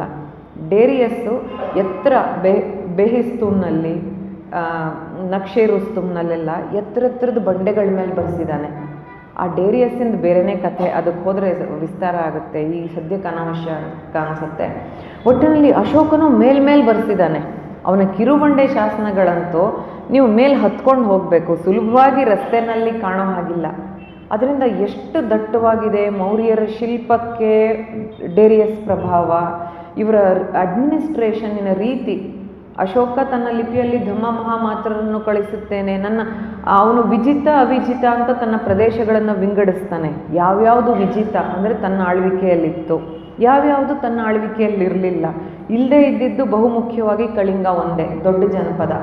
ಕಳಿಂಗ ಗೆದ್ಮೇಲೆ ಅವನಿಗೆ ದೊಡ್ಡ ಯುದ್ಧಕ್ಕೆ ಕಾರಣನೇ ಇರಲಿಲ್ಲ, ಅದರಿಂದ ಅವನಿಗೆ ಶಸ್ತ್ರ ಮತ್ತೆ ಹಿಡಿಬೇಕಾಗಲಿಲ್ಲ, ಯುದ್ಧ ಬೇಕಾಗಲಿಲ್ಲ. ಸಣ್ಣ ಸಣ್ಣ ಗಣಗಳು ಇನ್ನೂ ಅವನು ನಿಯಂತ್ರಣದಲ್ಲಿರಲಿಲ್ಲ, ಅದ್ರ ಬಹಳ ವ್ಯತ್ಯಾಸ ಆಗ್ತಿರಲಿಲ್ಲ. ಎಲ್ಲ ಗಣಗಳನ್ನು ನಿಯಂತ್ರಿಸ್ಕೊಳ್ಳೋದು ಕಷ್ಟ ಆಗ್ತಿತ್ತು. ಅದರಿಂದ ತನ್ನ ವಿಜಿತ ಅವಿಜಿತ ಪ್ರದೇಶ ಯಾವುದು ಅಂತ ಬರೀತಾನೆ ಅಶೋಕ. ಎಷ್ಟು ಸ್ಪಷ್ಟವಾಗಿ ಅವನಿಗೆ ಎಷ್ಟು ಪರಿಕಲ್ಪನೆ ಇತ್ತು ಅಂದರೆ, ಡೇರಿಯಸ್ ಅವರು ಆ ರಾಜ ಕ್ಷತ್ರಪಿ ಅಂತ ಹೇಳಿದ್ನಲ್ಲ, ಪ್ರತಿ ಜನಪದವನ್ನು ಆಳೋ ಕ್ಷತ್ರಪನಿಗೆ ಒಬ್ಬ ಸ್ಪೈ ಥರ ಅವನು ಸರಿಯಾಗಿ ಆಳ್ತಾ ಇದ್ದಾನೆ ಅಂತ ನೋಡೋದಕ್ಕೊಬ್ಬ ಅಧಿಕಾರಿನ ಕಳಿಸ್ತಾ ಇರ್ತಾನೆ. ಅವನು ಈ ಕ್ಷತ್ರಪ ಅಥವಾ ಗವರ್ನರ್ಗೆ ತಿಳಿದ ಹಾಗೆ ಒಳಗೆ ಏನೇನು ನಡೀತಿದೆ ಅಂತ ಬಂದು ರಾಜನಿಗೆ ವರದಿ ಕೊಡಬೇಕು. ಅದೇ ಕೆಲಸವನ್ನು ಇಲ್ಲಿ ಅಶೋಕನ ಮಹಾಮಾತ್ರರು ಮಾಡೋದು. ಅವ್ರು ಯಾರು ಮಿಷನರಿಗಳಲ್ಲ. ಅಶೋಕ ಯಾರನ್ನೂ ಭಾರತದಿಂದ ಆಚೆ ಧರ್ಮ ಪ್ರಚಾರಕ್ಕೆ ಕಳಿಸ್ಲಿಲ್ಲ. ಯಾಕೆಂದರೆ ಯಾವ್ಯಾವ ಎಡಿಕ್ಟ್ಸ್ನಲ್ಲಿ ಧರ್ಮ ಮಹಾಮಾತ್ರರು ಅಂತ ಬರುತ್ತೋ ಅವರೆಲ್ಲ ಇವನ ವಿಜಿತ ಪ್ರದೇಶಗಳು ಸ್ಪಷ್ಟವಾಗಿ ಬರೀತಾನೆ. ನನ್ನ ವಿಜಿತ ಪ್ರದೇಶಗಳಲ್ಲಿ ಅನುಸಂಯಾನ ಮಾಡೋರು ಅಂತಂದರೆ ಸಂಚರಿಸಿ ಏನೇನು ನಡೀತಾ ಇದೆ ಅಂತ ಹೇಳೋರು. ಮತ್ತು ಈ ಜಡ್ಜಸ್ ಅಂತ ಏನು ಹೇಳ್ತೀವಿ, ನ್ಯಾಯಾಧೀಶರು, ಆಗ ಸಣ್ಣ ಸಣ್ಣ ಕಂಟಕ ಶೋಧನ ಅಂದರೆ ನ್ಯಾಯ ನೀಡೋ ಅಧಿಕಾರಿಗಳು, ಅವರೆಲ್ಲ ಸೇರಿ ಧರ್ಮಸ್ಥಿಯರು, ಕಂಟಕ ಶೋಧನ ಇವರೆಲ್ಲ ಸೇರಿ ಒಂದು ನ್ಯಾಯಾಲಯದ ವ್ಯವಸ್ಥೆ ಇತ್ತು. ಅವರೆಲ್ಲ ತುಂಬ ಕ್ರೂರಿಗಳಾಗಬಾರ್ದು, ಜನರನ್ನು ತುಂಬ ಶಿಕ್ಷಿಸಬಾರ್ದು ಅಂತ ಡೇರಿಯಸ್ಸನ ಪರಿಕಲ್ಪನೆಯೂ ಹಾಗೆ ಇತ್ತು. ಅದನ್ನೇ ಅಶೋಕ ಅನುಕರಿಸಿದ್ದಾನೆ ಅನ್ನೋದು ತಿಳಿಯುತ್ತೆ. ನಾನು ಎಲ್ಲ ಸ್ತೂಪಗಳು, ಎಲ್ಲ ವಸ್ತು ಸಂಗ್ರಹಾಲಯಗಳನ್ನು ನೋಡ್ಬಿಟ್ಟಿದ್ದೀನಿ ಭಾರತದಲ್ಲಿ. ಕ್ರಿಸ್ತಪೂರ್ವ 3ನೇ ಶತಮಾನದ್ದು ಅಶೋಕನಿಗೆ ಸಂಬಂಧಿಸಿದ್ದು. ಯಾವ ಸ್ತೂಪದ ಉತ್ಖನನದಲ್ಲೂ ಅಶೋಕನ ಹೆಸರಿಲ್ಲ. ಉದಾಹರಣೆಗೆ ಕನಿಷ್ಕನದು ಪುರುಷಪುರದಲ್ಲಿತ್ತು, ಅವನು ಬರೆಸ್ಕೊಂಡಿದ್ದ, ಕನಿಷ್ಕನ ಹೆಸರಿನಲ್ಲಿತ್ತು. ಅಶೋಕನದು 2ನೇ ಸ್ತೂಪ ಸಾಂಚಿನಲ್ಲಿ ಶಾರಿಪುತ್ರ, ಮೌದ್ಗಲ್ಯಾಯನ ಅವ್ರದ್ದೆಲ್ಲ ಹೆಸರು ಬರುತ್ತೆ. ಯಾವ್ಯಾವ ಭಿಕ್ಕುಗಳು ಧಮ್ಮ ಪ್ರಚಾರಕ್ಕೆ ಹೋದರೂ ಅವರೆಲ್ಲರ ಹೆಸರು ಬರುತ್ತೆ. ಅಶೋಕ ಕಳಿಸ್ದ ಅಂತ ಅವ್ರು ಯಾರೂ ಹೇಳಲ್ಲ, ನಾನು ಕಳಿಸಿದ್ದೀನಿ ಅಂತ ಅಶೋಕ ಹೇಳ್ಕೊಂಡಿಲ್ಲ. ಅದರಿಂದ ಈ ಗೋಜಲು ಹೇಗಾಗ್ಬಿಟ್ಟಿದೆ ಅಂದರೆ, ಒಂದು ಬಹಳ ಮುಖ್ಯವಾದದ್ದು ಏನು ಎಲ್ಲರೂ ಮರಿತಾ ಇದ್ದೀವಿ ಅಂದರೆ, ಬೌದ್ಧ ಮತಕ್ಕೂ ಆಗಿನ ಕಾಲದಲ್ಲಿ ಬ್ರಾಹ್ಮಣ ಧರ್ಮ ಅನ್ನೋರು, ಧಮ್ಮಪದದಲ್ಲೇ ಏಸೋ ಧಮ್ಮೋ ಸನಾತನೋ ಅಂತ ಬರುತ್ತೆ. ಸನಾತನ ಧರ್ಮ ಅನ್ನೋದು ಧಮ್ಮಪದದ ಕಾಲದಲ್ಲೇ ಅಂದರೆ ಬುದ್ಧನ ಕಾಲದಲ್ಲೇ ಇದ್ರೂ ಹೆಚ್ಚು ಬಳಸ್ತಾ ಇದ್ದಿದ್ದು ಬ್ರಾಹ್ಮಣ ಧರ್ಮ ಅಂತಲೇ. ಬೌದ್ಧ ಗ್ರಂಥಗಳಲ್ಲೆಲ್ಲ ಸಿಗೋದು ಬ್ರಾಹ್ಮಣ ಧರ್ಮೀಯ ಸೂತ್ರ, ಬ್ರಾಹ್ಮಣ ಶ್ರಮಣ ಅಂತಾನೆ ಬುದ್ಧ. ಅಶೋಕನು ತನ್ನ ಎಡಿಕ್ಟ್ಸ್ನಲ್ಲಿ ಬ್ರಾಹ್ಮಣ ಶ್ರಮಣ ಅಂತಲೇ ಬರೆಸೋದು, ಜೋಡಿ ಪದದ ಹಾಗೆ ಬಳಸ್ತಾನೆ. ಈಗ ಇರುವ ಬೌದ್ಧ ಬ್ರಾಹ್ಮಣಗಳ ಅಂತರದಿಂದ ನಾವು ಆ ಕಾಲವನ್ನು ನೋಡಿದಾಗ ಅಶೋಕ ಯಾಕೆ ಹೀಗೆ ಮಾಡ್ದ, ಅಶೋಕ ಬೌದ್ಧನಾಗಿ ಕನ್ವರ್ಟ್ ಆಗಿಬಿಟ್ನೆ. ಕನ್ವರ್ಷನ್ ಅನ್ನೋ ಪದ ಆಗಿರಲೇ ಇಲ್ಲ. ನಮ್ಮ ಮನೆಯ ಹಾಲ್ನಿಂದ ರೂಮ್ಗೆ ಹೋದಾಗೆ ಈ ಸನಾತನ ಧರ್ಮದ ದೊಡ್ಡ ವೃಕ್ಷದಲ್ಲಿ ಅದು ಒಂದು ಟೊಂಗೆ. ಬೌದ್ಧವಾಗಲಿ, ಜೈನವಾಗಲಿ, ಆಜೀವಕವಾಗಲಿ ಬೇಕಾದಷ್ಟು ದರ್ಶನಗಳಿದ್ವು ಆಗಿನ ಕಾಲದಲ್ಲಿ, ಇದು ಒಂದಾಗಿತ್ತು. ಅದರಿಂದ ಅಶೋಕನಿಗೆ ಈ ಮೂಲ, ಬುದ್ಧನಿಗೆ ತನ್ನ ಮೂಲ ಗೊತ್ತಿತ್ತು. ತನ್ನ ನಗರ ಸೂತ್ರದಲ್ಲಿ ಸ್ಪಷ್ಟವಾಗಿ ಹೇಳ್ತಾನೆ, ನಾನು ಕ್ರಮಿಸ್ತಾ ಇರೋದು ಹೊಸ ದಾರಿಯಲ್ಲ, ಪುರಾಣದ ಋಷಿಗಳು ಹೋಗಿರುವ, ಅಂದರೆ ಪುರಾಣದಲ್ಲಿ ಬೋಧೆ ಆದವರೆಲ್ಲ ಹೋಗಿರುವ ದಾರಿ. ಅಶೋಕನು ತನ್ನ 2ನೆಯ ಕಿರುಬಂಡೆ ಲಿಪಿಲಿ ಹೇಳ್ತಾನೆ, ನನ್ನದು ಪುರಾಣವಾದ ಧರ್ಮ, ನನ್ನದು ಹಳೆಯ ದಾರಿನೇ ಅಂತ ಹೇಳ್ತಾನೆ. ಅದರಿಂದ ಈ ಗೊಂದಲದಿಂದ ಬೌದ್ಧ ಬ್ರಾಹ್ಮಣ ದೂರವೇನೋ ಇದು ಹೊಸದೇನೋ ಅನ್ನೋ ಈಗಿನ ಅಂತರದಿಂದ ನೋಡಿದಾಗ ನಮಗೆ ಬುದ್ಧನೂ ಅರ್ಥ ಆಗೋದಿಲ್ಲ, ಅಶೋಕನ ಎಡಿಪ್ಸು ಅರ್ಥ ಆಗೋದಿಲ್ಲ. ಬಹಳ ಎಲ್ಲರೂ ದಾರಿ ತಪ್ಪೋದು. ಧಮ್ಮ ಅಂದ ತಕ್ಷಣ ಬುದ್ಧನ ಧಮ್ಮ, ಬುದ್ಧನ ಧಮ್ಮವು ಸನಾತನ ಧಮ್ಮದ ಅಂಗವೇ. ಬುದ್ಧ ಹೇಳಿದ್ದು ಇದೇ ಧರ್ಮವನ್ನೇ. ಉಪನಿಷತ್ತು ಇನ್ನೂ ತುಂಬ ಏನಂತಾರೆ, ಬ್ರಹ್ಮವಿದ್ಯೆ ಅಥವಾ ಆತ್ಮವಿದ್ಯೆಯನ್ನು ಇನ್ನೂ ಎಲ್ಲರೂ ಅನುಷ್ಠಿಸಕ್ಕೆ ಸಾಧ್ಯ ಆಗಿಲ್ಲದೆ ಇರಬಹುದು. ಆಗಿನ ಕಾಲದಲ್ಲಿ ಇನ್ನೂ ಯಾಗಗಳು ಬಹಳ ನಡೀತಾ ಇದ್ವು ಅನ್ಸುತ್ತೆ. ಯಾಕಂದ್ರೆ ಅವ್ನು ತೇವಿಜ್ಯ ಸೂತ್ರದಲ್ಲಿ ಹೇಳ್ತಾನೆ, ಬರೀ 3 ವಿದ್ಯೆಗಳನ್ನು 3 ವೇದಗಳನ್ನು ಓದ್ಬಿಟ್ರೆ ಸಾಲೋದಿಲ್ಲ ಬ್ರಾಹ್ಮಣನಾಗಕ್ಕೆ, 3 ವೇದಗಳಲ್ಲಿ ಪರಿಣಿತಿ ಇದ್ದರೆ ಸಾಕಾಗೋದಿಲ್ಲ, ಆಚಾರ ಚೆನ್ನಾಗಿರಬೇಕಾಗತ್ತೆ. ಇದು ಧಮ್ಮಪದದಲ್ಲೂ ಬರುತ್ತೆ, ಬ್ರಾಹ್ಮಣ ವರ್ಗ ಇದರದೆಲ್ಲ ಉಲ್ಲೇಖ ಬರುತ್ತೆ. ಅದರಿಂದ ನಾನು ಪ್ರಸ್ತಾವನೆಯಲ್ಲಿ ಬರೆದಿದ್ದೀನಿ, ಇದೊಂಥರ ಸಂಕೋಲೆ. ಬೌದ್ಧಕ್ಕೂ ಬ್ರಾಹ್ಮಣಕ್ಕೂ ಅಂತರ ಇತ್ತು ಅನ್ನೋದೇ ಒಂದು ಸಂಕೋಲೆ. ಈ ಸಂಕೋಲೆಯನ್ನು ಕಳ್ಕೊಂಡು ಅಥವಾ ಕಳಚಿಕೊಂಡು ನೋಡಿದಾಗ ಬುದ್ಧ ಹೇಳಿದ್ದಕ್ಕೂ ಅಶೋಕ ಹೇಳಿದ್ದಕ್ಕೂ ಏನೇನೂ ಅಂತರ ಇಲ್ಲ ಅನ್ನೋದು ತಿಳಿಯುತ್ತೆ. ಅದರಿಂದ ನನ್ನ ಅಧ್ಯಯನ ಈ ನಿಟ್ಟಿನಲ್ಲಿ ನಡೀತು. ಮೊದಲು ಬುದ್ಧನ ಜೀವನ ನೋಡಿಕೊಂಡು ಇಂಥ ಅಹಿಂಸೆ, ಶಸ್ತ್ರತ್ಯಾಗ, ಬುದ್ಧ ಯಾರಿಗಾರು ಹೇಳಿದ್ನೆ. ಇನ್ನೂ ಲಿಚ್ಛವಿ ಗಣಕ್ಕೆ ಅವನು ಹೇಳ್ತಾನೆ, ಬುದ್ಧ ಶಾಕ್ಯ ಗಣದವನು, ನಿಮಗೆ ಗೊತ್ತಿರಬಹುದು. ಅವನು ಶಾಕ್ಯ ಗಣದವನಾದರೂ ಅವನಿಗೆ ರಾಜರು ಅಂದರೆ ಪ್ರೀತಿ. ಅಂದರೆ ಮಗಧ, ಕೋಸಲದ ಪ್ರಸೇನಜಿತ್ತ, ಮಗಧದ ಬಿಂಬಿಸಾರ, ಈ ದೊಡ್ಡ ದೊಡ್ಡ ರಾಜಪ್ರಭುತ್ವ ಅಂದರೆ ಅವನಿಗೆ ಪ್ರೀತಿ. ಗಣಗಳ ಮೇಲೆ ಪ್ರೀತಿ ಇಲ್ಲ ಅಂತ ಅಲ್ಲ, ಆದರೆ ಗಣಗಳು ಎಷ್ಟೇ ಆದರೂ ಸಣ್ಣವು. ಅವನಿಗೆ ಶಕ್ತಿ ಕೊಡೋದು ಅಥವಾ ಅವನ ವಿಹಾರವನ್ನು ನಡೆಸೋಕೆ ಯಾರ ನೆರವಿಂದ ಸಾಧ್ಯ ಆಗ್ತಿತ್ತು? ದೊಡ್ಡ ಪ್ರಭುತ್ವದ ನೆರಳಿನಲ್ಲಿ. ಅದರಿಂದ ಲಿಚ್ಛವಿ ಗಣ ಒಂದ್ಸಲ ಅವನನ್ನು ಕೇಳ್ತಾರೆ, ನಮ್ಮನ್ನು ಮಗಧದವರು ನಮ್ಮ ಮೇಲೆ ಆಕ್ರಮಣ ಮಾಡ್ತಾ ಇದ್ದಾರೆ, ನಾವು ನಾವು ಉಳಿಬೇಕು ಒಂದು ಗಣವಾಗಿ ಅಂದರೆ ಏನು ಮಾಡಬೇಕು ಅಂದಾಗ ಬುದ್ಧ ಹೇಳ್ತಾನೆ, ಸಂಥಾಗಾರದಲ್ಲಿ ಅಂದರೆ ನಮ್ಮ ಸಭಾಂಗಣ ಅಲ್ಲಿ ಜಾಗಟೆ ಅಥವಾ ನಗಾರಿ ಹೊಡೆದಾಗ ನಿಮ್ಮ ಖಡ್ಗಗಳನ್ನು ನೀವು ತೆಗೆದಿಟ್ಕೋಬೇಕು, ನಿಮ್ಮ ಆಚರಣೆ ಉಳಿಸ್ಕೊಂಡಿರಬೇಕು. ಅಂದರೆ ಎಲ್ಲರಲ್ಲೂ ಕ್ಷಾತ್ರ ಇರಲೇಬೇಕು, ಇಲ್ಲದಿದ್ರೆ ನೀವು ನಿರ್ನಾಮ ಆಗೋಗ್ತೀರಿ ಅಂತ ಬುದ್ಧ ಅಷ್ಟು ಸ್ಪಷ್ಟವಾಗಿ ಹೇಳಿರುವಾಗ ಅವನ ಮೇಲೆ ಅಹಿಂಸೆನ ಆರೋಪಿಸಿ ಅದರೇ ಸಾಲಿಗೆ ಅಶೋಕನೂ ತಂದು ನಿಲ್ಲಿಸಿ, ಅಶೋಕನ ಜಂಬೂದ್ವೀಪ ಇವತ್ತಿನ ಕಂದಹಾರದಿಂದ ಮೈಸೂರಿನವರೆಗೆ ಅವನ ಶಾಸನದಲ್ಲಿ ಸುವರ್ಣಗಿರಿ ಅಂತ ಉಲ್ಲೇಖ ಬರುತ್ತೆ, ಅದನ್ನ ಹಟ್ಟಿ ಗೋಲ್ಡ್ ಮೈನ್ಸ್ ಅಂತಾರೆ. ಏನೇ ಆದರೂ ಕರ್ನಾಟಕದಲ್ಲೇ ಅಶೋಕನ ಅತಿ ಹೆಚ್ಚು ಶಾಸನಗಳು ಸಿಕ್ಕಿರೋದು, ಕಿರುಬಂಡೆ ಶಾಸನಗಳು 8. ಸನ್ನತಿಯಲ್ಲಿ ಇವತ್ತು ನೀವು ಹೋದರೆ ಚಂದ್ರಲಾಂಬ ದೇವಸ್ಥಾನದಲ್ಲಿ ಇದರಲ್ಲಿ ಯಾವುದು ಸನ್ನತಿಯ ಸ್ತೂಪ ಇದೆಯಲ್ಲ, ಏನು ಸ್ತೂಪ ಅಂತಾರೆ ಅದನ್ನು, ಯಾವುದೋ ಒಂದು ದೊಡ್ಡ ಸ್ತೂಪ ಇದೆ, ಅಲ್ಲಿ ಚಂದ್ರಲಾಂಬಾ ದೇವಿಯ ಪೀಠದ ಮೇಲೆ ಅವನ ಶಾಸನ ಇತ್ತು. ಸ್ಲ್ಯಾಬ್ ಎಡಿಕ್ಟ್ ಇಡೀ ದೇಶದಲ್ಲಿ ಸಿಕ್ಕಿರೋದು ಇದು ಒಂದೇ ಕಡೆ, ಸನ್ನತಿ ಒಂದೇ ಕಡೆ, ಹೆಬ್ಬಂಡೆ ಶಾಸನದ ಭಾಗ ಅದು. ಒಂದು ಕಡೆ 12, 14 ಇದೆ, ಇನ್ನೊಂದು ಕಡೆ ಕಳಿಂಗದ 2 ಇದೆ. ಶಾಸನನೇ ಹೇಳಕ್ಕೆ ಹೋದರೆ ಅದೇ ತುಂಬ ಅದು ಕಾಂಪ್ಲೆಕ್ಸ್ ಆಗಿದೆ ಮತ್ತು ಅವನ ಬುದ್ಧಿವಂತಿಕೆ ತೋರಿಸುತ್ತೆ. ಅದಕ್ಕೆ ಹೋಗಲ್ಲ ನಾನು. ಆದರೆ ಕರ್ನಾಟಕಕ್ಕೆ ಬಹಳ ಪ್ರಾಮುಖ್ಯ ಇದೆ. 8 ಕಿರುಬಂಡೆ ಶಾಸನ, ನಿಮ್ಮ ಮಸ್ಕಿ, ಪಾಲ್ಕಿಗುಂಡು, ಸಿದ್ದಾಪುರ ನೀವೆಲ್ಲ ಗೊತ್ತೇ ಇರುತ್ತೆ. ಅಲ್ಲದೆ ಇದೊಂದು ಹೆಬ್ಬಂಡೆ ಶಾಸನ. ಸೊ ಅಲ್ಲಿಂದ ಜಂಬೂದ್ವೀಪ ಅಂತಂದರೆ ಕಂದಹಾರದಿಂದ ಕರ್ನಾಟಕದವರೆಗೆ ಪೂರ್ವ ಎಲ್ಲ ಸೇರಿ ಎಲ್ಲೋ ಒಂದು 4-5 ಗಣಗಳು ಅಪರಾಂತದಲ್ಲಿ ಅಂದರೆ ವೆಸ್ಟ್ನಲ್ಲಿ ಅವನ ಕೈಲಿ ಇರಲಿಲ್ಲ. ಬಿಟ್ಟರೆ ಇಡೀ ಜಂಬೂದ್ವೀಪವನ್ನು 27 ವರ್ಷ ಆಳಬೇಕಾದ್ರೆ ಎಂಥದ್ದೇ ಕಾಲದಲ್ಲೂ ಯಾವುದೇ ರಾಜನಿಗೂ ಶಕ್ತಿ ಇರಲೇಬೇಕಾಗತ್ತೆ. ನಾನು ಶಸ್ತ್ರ ತ್ಯಜಿಸ್ತೀನಿ ಅಂತ ಅವನಿಗೆ ಕಲಿಂಗ ಯುದ್ಧ ಆಗೋದು 8ನೇ ವರ್ಷದಲ್ಲಿ, ಪಟ್ಟಾಭಿಷೇಕ ಆಗಿ 8 ವರ್ಷಗಳ ನಂತರ ಕಲಿಂಗ ಯುದ್ಧ. 27 ವರ್ಷಗಳವರೆಗೆ ಆಳ್ತಾನಲ್ಲ, ಶಸ್ತ್ರ ತ್ಯಜಿಸಿದರೆ ಹೇಗೆ ಆಳೋದಕ್ಕೆ ಸಾಧ್ಯ? ತಕ್ಷಶಿಲೆ, ಉಜ್ಜಯಿನಿ ಇವೆಲ್ಲ ಸೂಕ್ಷ್ಮ ಪ್ರದೇಶಗಳು ಅನ್ನೋದು ಅವನು ನನ್ನ ಮಹಾಮಾತರನ್ನು ಅಲ್ಲಿಗೆ ಕಳಿಸ್ತಾ ಇದ್ದೀನಿ ಅನುಸಂಯಾನಕ್ಕೆ ಅನ್ನೋದ್ರಲ್ಲೇ ಗೊತ್ತಾಗುತ್ತೆ. 3 ವರ್ಷಕ್ಕೊಂದ್ಸಲ ಕಳಿಸ್ತೀನಿ.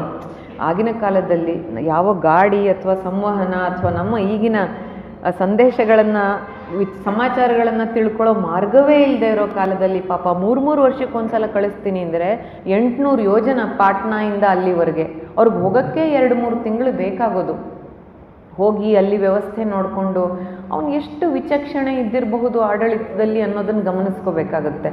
ಧರ್ಮ ಅನ್ನೋದು ಒಂದು ಪದ ನೋಡಿಬಿಟ್ಟು ಅವನನ್ನು ಒಂಥರ ಅವನ ಚಾರಿತ್ರ್ಯ ವಧೆನೇ ಅದು ಅಂತ ಹೇಳದೆ ವಿಧಿ ಇಲ್ಲ. ಅವನ 10ನೇ ವರ್ಷದಲ್ಲಿ ಸಂಬೋಧಿಗೆ ಹೋಗ್ತಾನೆ. ಸಂಬೋಧಿ ಅಂದರೆ ಬುದ್ಧನಿಗೆ ಬೋಧಿಯಾಗಿದ್ದ ಸ್ಥಳ. ಅಲ್ಲಿಗೆ ಹೋಗಿ ಬಂದ ತಕ್ಷಣ ತಾನು ಮಾಡೋ ಮೊದಲ ಕೆಲಸ ಬ್ರಾಹ್ಮಣ ಶ್ರಮಣರಿಗೆ ದಾನ. ಎಲ್ಲ ಕಡೆನೂ ಬ್ರಾಹ್ಮಣರನ್ನ ಯಾಕೆ ತರಬೇಕು, ಅವನಿಗೆ ತಲೆ ಕೆಟ್ಟಿತ್ತೆ ಅವನಿಗೆ. ಬುದ್ಧನು ಎಲ್ಲ ಕಡೆನೂ ಬ್ರಾಹ್ಮಣ ಶ್ರಮಣ.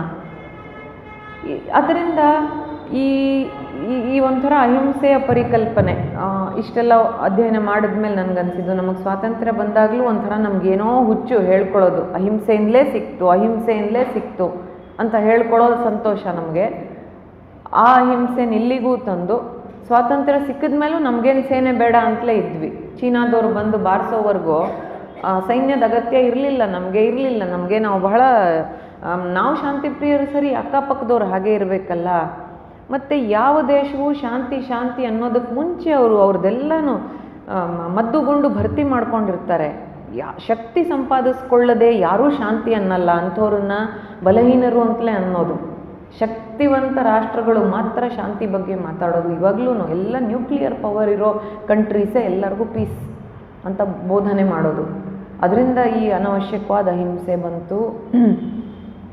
ಇದು ದುರದೃಷ್ಟವಶಾತ್ ಪಠ್ಯಗಳಲ್ಲೂ ಹೀಗೆ ಬಂದ್ಬಿಟ್ಟಿದೆ. ಎಲ್ಲ ಬುದ್ಧಿಸ್ಟ್ ಸ್ಟಡೀಸ್ ಮಾಡೋ ಎಲ್ಲ ವಿದ್ಯಾರ್ಥಿಗಳಿಗೂ ಹೀಗೆ ಹೇಳ್ಕೊಡ್ತಾರೆ. ಅಶೋಕನ ಎಡಿಕ್ಟ್ಸ್ನಲ್ಲಿ ಅರ್ಥಶಾಸ್ತ್ರ ಇದೆ ಅನ್ನೋದನ್ನು ಯಾರ್ಯಾರೂ ಹೇಳಲ್ಲ. ಭಾಸ್ಕರ್ ಆನಂದ್ ಸಾಲೆತೋರೆ ಇಲ್ಲಿಯವರೇ, ಉತ್ತರ ಕರ್ನಾಟಕದವರೇ. ಅವ್ರದ್ದೊಂದು ancient Indian political thought and institutions ಅಂತ ಗ್ರಂಥ ಇದೆ. ಅದು ಎಲ್ಲರೂ ಓದಬೇಕಾದ್ದು, ಸ್ವಲ್ಪ ದೀರ್ಘವಾಗಿದೆ. ಮೊದಲು ರಾಧಾಕುಮುದ್ ಮುಖರ್ಜಿ ಮಾಡ್ತಾರೆ, ಅಶೋಕನ ಎಡಿಕ್ಟ್ಸ್ನಲ್ಲಿರೋ ಅರ್ಥಶಾಸ್ತ್ರವನ್ನು ಸ್ಥೂಲವಾಗಿ ಅವ್ರು ಪರಿಚಯಿಸ್ತಾರೆ.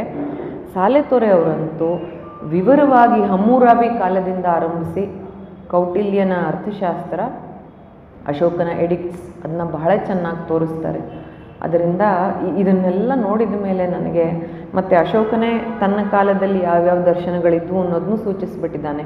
ಅವನ 7ನೇ ಸ್ತಂಭ ಶಾಸನ, ಆಗಲೇ ಹೇಳಿದ್ನಲ್ಲ ಸಾರಾಂಶದ ಎಡಿಕ್ಟ್, ಅದರಲ್ಲಿ ಬ್ರಾಹ್ಮಣ ಇದ್ದೇ ಇದೆ, ಬೌದ್ಧ, ಆಜೀವಕ, ನಿರ್ಗ್ರಂಥ 3 ಉಲ್ಲೇಖಿಸಿದ್ದಾನೆ ಬ್ರಾಹ್ಮಣದ ಜೊತೆ. ಅದರಿಂದ ನನಗೆ ಕಾದಂಬರಿ ಬರೆಯುವಾಗ ಸುಪ್ತವಾಗಿ ಬ್ರಾಹ್ಮಣವಲ್ಲದೆ ಈ 3 ದರ್ಶನಗಳಿದ್ದು ಅಂತ ಗೊತ್ತಾಯಿತು. ಬೌದ್ಧವನ್ನು ತಿಳ್ಕೊಳ್ಳೋದಕ್ಕೆ ಸಿಂಹಳ ಒಳ್ಳೆಯ ಉದಾಹರಣೆ ಇತ್ತು, ಹೇಗೂ ಅಲ್ಲಿಗೆ ಹೋದೆ. ಆಜೀವಕ, ನಿರ್ಗ್ರಂಥ ಎಲ್ಲ ಅಧ್ಯಯನದಿಂದಲೇ ತಿಳಿಯಿತು. ಅಂದರೆ ಇದು ಬಹಳ ಸೂಕ್ಷ್ಮವಾಗಿ ನಾನು ಹೇಳಬಹುದಾದ್ದು, ದೀರ್ಘವಾಯಿತೋ ಏನೋ. ತುಂಬ ವ್ಯಾಪ್ತಿ ಇದೆ ವಿಷಯಕ್ಕೆ, ತುಂಬ ಏನಂತಾರೆ ವಿಸ್ತಾರವೂ ಇದೆ, ಆಳವೂ ಇದೆ. ಅದರಿಂದ ನಾನು ಸ್ಥೂಲವಾಗಿ ಏನೇನು ಮುಟ್ಟಬಹುದೋ ಅಷ್ಟನ್ನು ಹೇಳಿದ್ದೀನಿ, ಸಾಕು ಅನಿಸುತ್ತೆ. ತುಂಬ ಅಚ್ಚುಕಟ್ಟಾಗಿ ಸ್ವಲ್ಪ ಸ್ಥಳದಲ್ಲಿ ನಮ್ಮೆಲ್ಲ ಅನುಭವವನ್ನು ಹಂಚಿಕೊಳ್ಳೋದಕ್ಕಾಗಿ ಧನ್ಯವಾದಗಳು. ಇದೀಗ ಸಂವಾದ, ನನ್ನೊಂದು ಪ್ರಶ್ನೆ ಇದೆ. ಈ ಒಂದು ಬೇರೆ ಬೇರೆ ರಾಜ್ಯಗಳನ್ನು ಓಡಾಡಿದೆ ಅಂತ ಹೇಳಿದ್ವಿ, ಬುದ್ಧ ಮತ್ತು ಜೈನ ಎಲ್ಲ ಹೇಳಿದ್ವಿ. ಅಲ್ಲಿ ಲಿಪಿಯನ್ನು ಹೆಂಗೆ ತಿಳ್ಕೊಂಡ್ರಿ? ಬೇರೆ ಬೇರೆ ಲಿಪಿಗಳು ಇರ್ತವ, ಅಂದರೆ ಆ ಭಾಷೆಗಳ ಅಧ್ಯಯನ ಮಾಡಿಲ್ಲ. ಅಶೋಕನ ಭಾಷೆ ಮಾಗಧಿ ಪ್ರಾಕೃತ, ಅದು ಬ್ರಾಹ್ಮಿ ಲಿಪಿ. ಇಂಗ್ಲೀಷ್ನ ಟ್ರಾನ್ಸ್ಲೇಷನ್ಗಳು ತುಂಬ ಇವೆ. ಒಂದು ಬ್ರಾಹ್ಮಿ ಲಿಪಿಯನ್ನು ಕಲಿಬಹುದು, ಅದು ಹಲವು ಗ್ರಂಥಗಳೇ ಸಿಗುತ್ತವೆ. ಇಂಗ್ಲೀಷ್ ಅನುವಾದಗಳನ್ನು ಓದೋದು ಒಂದು ರೀತಿ. ಕಸ್ತೂರಿ ಅವರು ಅಶೋಕ ಅಂತಲೇ ಒಂದು ಪುಸ್ತಕ ಬರೆದಿದ್ದಾರೆ, ಅದರಲ್ಲಿ ಲಿಪಿಗಳ ಕನ್ನಡ ಅನುವಾದ ಇದೆ. ಅದನ್ನು ಮತ್ತು ಮಾಗಧಿ ಪ್ರಾಕೃತ ಅಂತಂದರೆ ಸ್ವಲ್ಪ ಸಂಸ್ಕೃತ ಓದಬಲ್ಲವರಾದರೆ ಆ ಭಾಷೆ ಅರ್ಥ ಆಗುತ್ತೆ. ಇಂಗ್ಲೀಷಿನ ಅನುವಾದ ಮಾತ್ರ ಬಹಳ ಮೋಸ. ಅಂದರೆ ಇಂಗ್ಲೀಷ್ ನಮ್ಮ ಭಾಷೆನೇ ಅಲ್ಲ. ಅವ್ರ ಹತ್ರ ನಮ್ಮ ಕನ್ನಡಕ್ಕೆ ಸಂವಾದಿ ಅಥವಾ ಸಂಸ್ಕೃತಕ್ಕೆ ಸಂವಾದಿ ಆಗೋ ಪದಗಳಿಲ್ಲ. ಉದಾಹರಣೆಗೆ ಅವನು 6ನೇ ಹೆಬ್ಬಂಡೆ ಲಿಪಿಯಲ್ಲಿ ತನ್ನ ಮಂತ್ರಿ ಪರಿಷತ್ತು ಹೇಗೆ ಕಾರ್ಯನಿರ್ವಹಿಸುತ್ತೆ ಅಂತ ಹೇಳ್ತಾನೆ. ನಾನು ಯಾವ್ಯಾವ ಊರಿನಲ್ಲಿರಲಿ, ನಾನು ಎಲ್ಲೇ ಸಂಚಾರದಲ್ಲಿರಲಿ, ಪರಿಷತ್ತು ಏನು ನಿರ್ಣಯ ತಗೊಳುತ್ತೆ ಅಂತ ನನಗೆ ತಿಳಿಸ್ಬೇಕು. ಅಂದರೆ ನಾವು ಅಂದ್ಕೊಂಡ ಹಾಗೆ ಅವನು ಸರ್ವಾಧಿಕಾರಿ ಅಲ್ಲ, ಪರಿಷತ್ತಿಗೆ ತೀರ್ಮಾನ ಮಾಡಬೇಕು, ಅದಕ್ಕೆ ರಾಜ ಬದ್ಧನಾಗಿರಬೇಕು. ಆಚಯಿಕೆ ಆರೋಪಿತಂ ಭವತಿ ಅಂತ ಬರಿತಾನೆ. ಆಚಯಿಕೆ ಅಂದರೆ ಅದು ಸಂಸ್ಕೃತದ ಆತ್ಯಯಿಕದ ಪ್ರಾಕೃತ ರೂಪ. ಇಂಗ್ಲೀಷ್ನವ್ರು ಏನು ಮಾಡಿಬಿಡ್ತಾರೆ, ಆಚಯಿಕೆ ಅಂದ ತಕ್ಷಣ ಅರ್ಜೆಂಟ್ ಮ್ಯಾಟರ್ಸ್ ಅಂತ ಇಂಗ್ಲೀಷ್ ಟ್ರಾನ್ಸ್ಲೇಟರ್ಸು. ಇಂಗ್ಲೀಷಿಗೆ ಅದು ಸರಿ, ಅರ್ಜೆಂಟು. ಆದರೆ ಆಚಯಿಕೆದು ಆತ್ಯಯಿಕ ಅನ್ನೋದು ಸಂಸ್ಕೃತ ರೂಪ ಅಂತ ಗೊತ್ತಾದ ಮೇಲೆ ಆ ಆತ್ಯಯಿಕ ಅನ್ನೋದು ಅರ್ಥಶಾಸ್ತ್ರದ ಕಾರಿಕೆ ಅಂತ ನಮಗೆ ಗೊತ್ತಾಗುತ್ತೆ. ಅರ್ಥಶಾಸ್ತ್ರದ ಕಾರಿಕೆಯನ್ನು ಅವನು ತದ್ವತ್ ಬಳಸ್ಕೊಂಡಿದ್ದಾನೆ ಇದರಲ್ಲಿ ಅನ್ನೋದು ಗೊತ್ತಾಗಬೇಕಾದ್ರೆ ನಮಗೆ ನಮ್ಮ ಭಾಷೆಯಲ್ಲೇ ತಿಳಿಬೇಕು.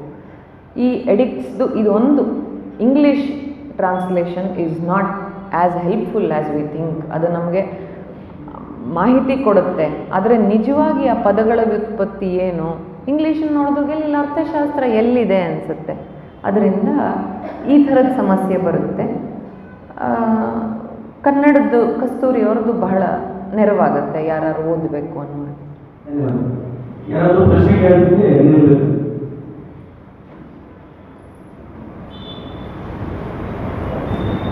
ಸಂದೇಶ ಬಸವರಾಜ ವಿವೇಕಾನಂದರ ಕೃತಿಗಳ ಮೂಲಕ ವಿಶೇಷವಾಗಿ ಕೋಲಂಬಡು 13ರಲ್ಲಿ ಭಾರತ ಹೇಗೆ ಬದುಕುತ್ತಿದೆ ಬಹುಶಃ ಆ ಭಾಗದಲ್ಲಿರುವ ಬುದ್ಧ ಸನ್ಯಾಸಿ ಧರ್ಮವನ್ನ ರಾಜರಿಗೆ ಹೇಳಿದ್ರಿಂದಲೇ ಭಾರತ ಬುದ್ಧ ಮಾಡಿದ ತಪ್ಪು ಅನ್ನುವಂಥ ರೀತಿಯ ಒಂದು ಸಂಸ್ಕೃತ ಒಂದು ಧರ್ಮ ಹೇಳಿದ್ದು ಅಂತಿದೆ. ಈ ಭಾಗವನ್ನು ನೋಡಿದಾಗ ನಿಮಗೆ ಅನಿಸುತ್ತೆ? ಬುದ್ಧ ಎಲ್ಲೂ ರಾಜರಿಗೆ ಸನ್ಯಾಸ ಬೋಧಿಸಲಿಲ್ಲ. ಅದನ್ನೇ ನಾನು ಹೇಳ ಏನಂದ್ರೆ ಅರ್ಥ ಆಗ್ತಿಲ್ಲ ನನಗೆ.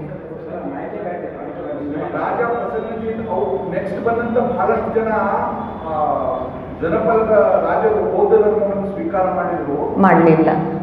ಸಾಂಚಿಯ ಸ್ತೂಪ ಭಾರ ಹೊತ್ತು ಸಾಂಚಿಗೆ ನೀವು ಭೇಟಿ ಕೊಡಿ. ಸಾಂಚಿಯಲ್ಲಿ ತುಂಬ ಶಿಲ್ಪಗಳಿವೆ.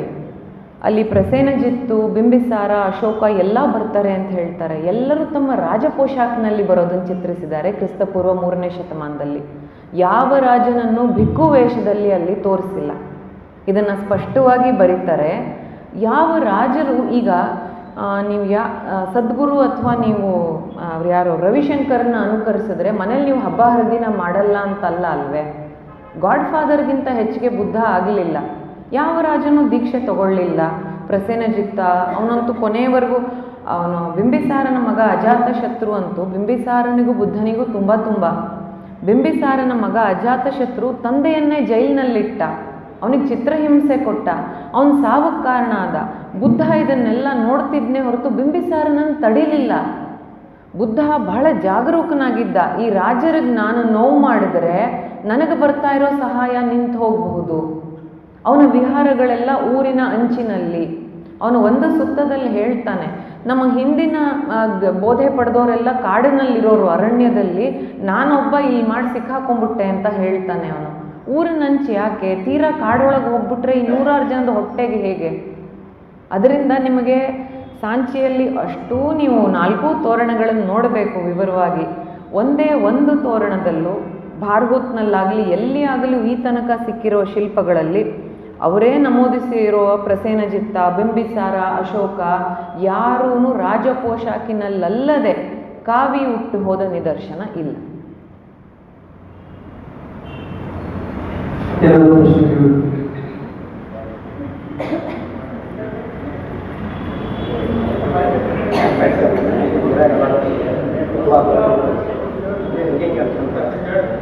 ಹಾಗೆ ಕೇಳಿ, ನಂಗೆ ಕೇಳಿಸುತ್ತೆ.